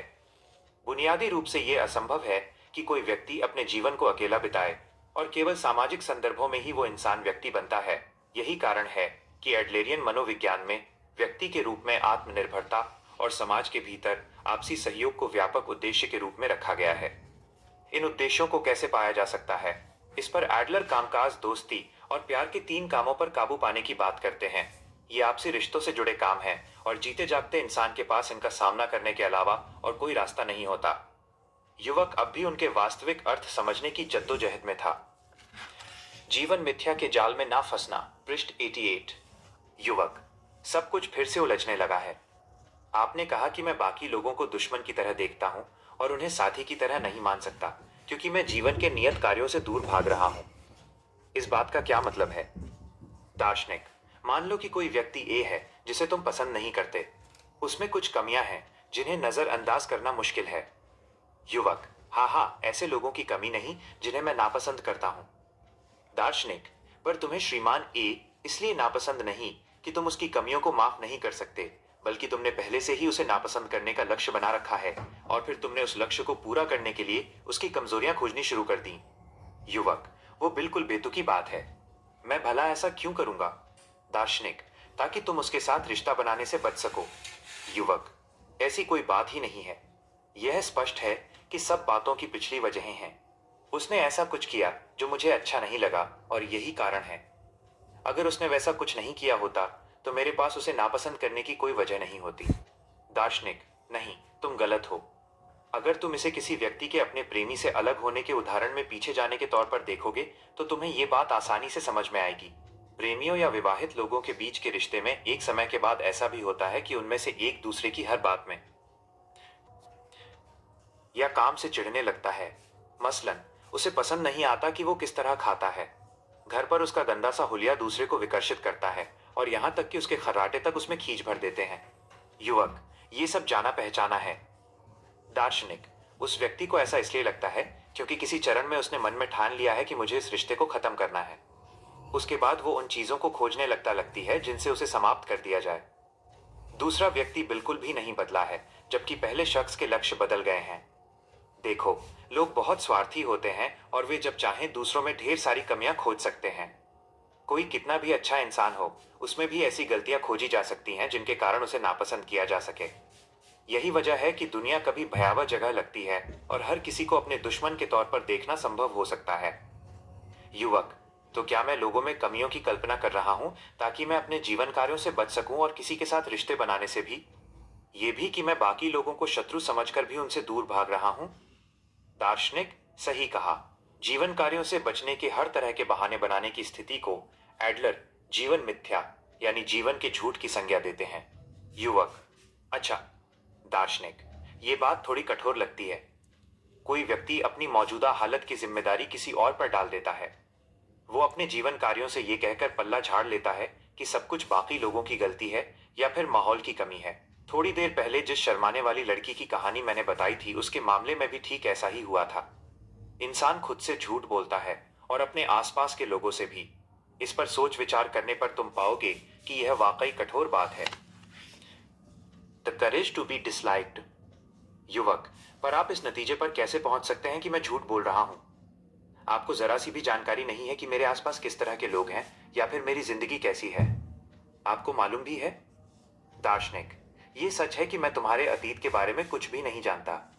ना तुम्हारे माता पिता के बारे में और ना ही तुम्हारे बड़े भाई के बारे में।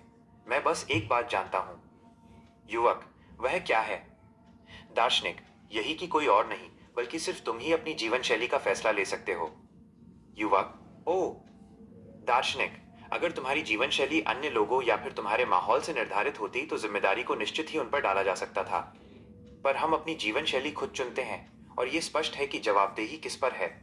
युवक, तो आप मेरी भर्त्सना करना चाहते हैं, पर आप लोगों को झूठा और कायर कह रहे हैं, और वो भी कि हर कोई मेरी जिम्मेदारी है। दार्शनिक, इस बात से नजर चुराने के लिए तुम्हें गुस्से का इस्तेमाल नहीं करना चाहिए। ये अहम बात है। एडलर जीवन कार्यों या जीवन के झूठों पर अच्छाई या बुराई के लिहाज से बात नहीं करते। हमें नैतिकता या अच्छे व बुरे की बात नहीं करनी चाहिए, बल्कि साहस की बात करनी चाहिए। युवक, फिर से साहस। दार्शनिक, हाँ, तुम भले अपने जीवन कार्यों से बच रहे हो और अपने झूठ से चिपके हुए हो, लेकिन इसका मतलब ये नहीं कि तुम बुराई में आकंठ डूबे हो। ये ऐसी बात नहीं है जिसकी भर्त्सना नैतिक दृष्टिकोण से की जाए।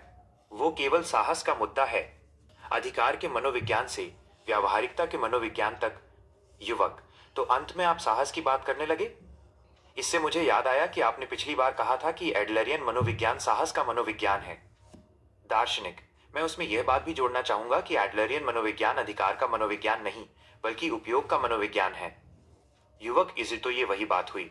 महत्वपूर्ण ये नहीं कि आपके पास क्या है, बल्कि ये कि आप उसका इस्तेमाल कैसे करते हैं। दार्शनिक, सही कहा। इसे याद रखने के लिए धन्यवाद। फ्राइड इटियोलॉजी यानी हेतु की अधिकार का मनोविज्ञान है और अंततः नियतिवाद पर पहुंचता है। दूसरी ओर एडलेरियन मनोविज्ञान उपयोग का मनोविज्ञान है और इसमें निर्णय व्यक्ति स्वयं लेता है।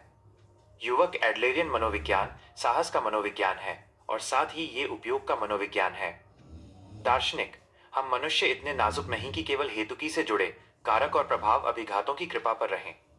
टेलियोलॉजी यानी सोद्देश्यता के दृष्टिकोण से हम अपने जीवन स्वयं चुनते हैं और अपनी जीवन शैली को भी। हमारे पास वैसा करने की ताकत है। युवक, ईमानदारी से कहूं तो मुझ में अपनी हीन मनोग्रंथि पर काबू पाने का आत्मविश्वास नहीं है। हो सकता है कि आप कहें कि यह जीवन मिथ्या है, लेकिन मैं शायद ही कभी इस मनोग्रंथि से मुक्त हो सकूंगा।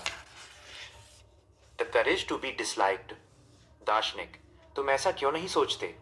युवक, शायद आपकी बात सही हो। दरअसल पक्की बात है कि यह सही है और मुझ में साहस की कमी है। मैं जीवन के झूठों को भी स्वीकार करता हूं। मुझे लोगों के साथ बर्ताव से डर लगता है। मैं रिश्तों में चोट नहीं खाना चाहता और अपने जीवन कार्यों को टालना चाहता हूं। यही कारण है कि मेरे सभी बहाने तैयार रहते हैं।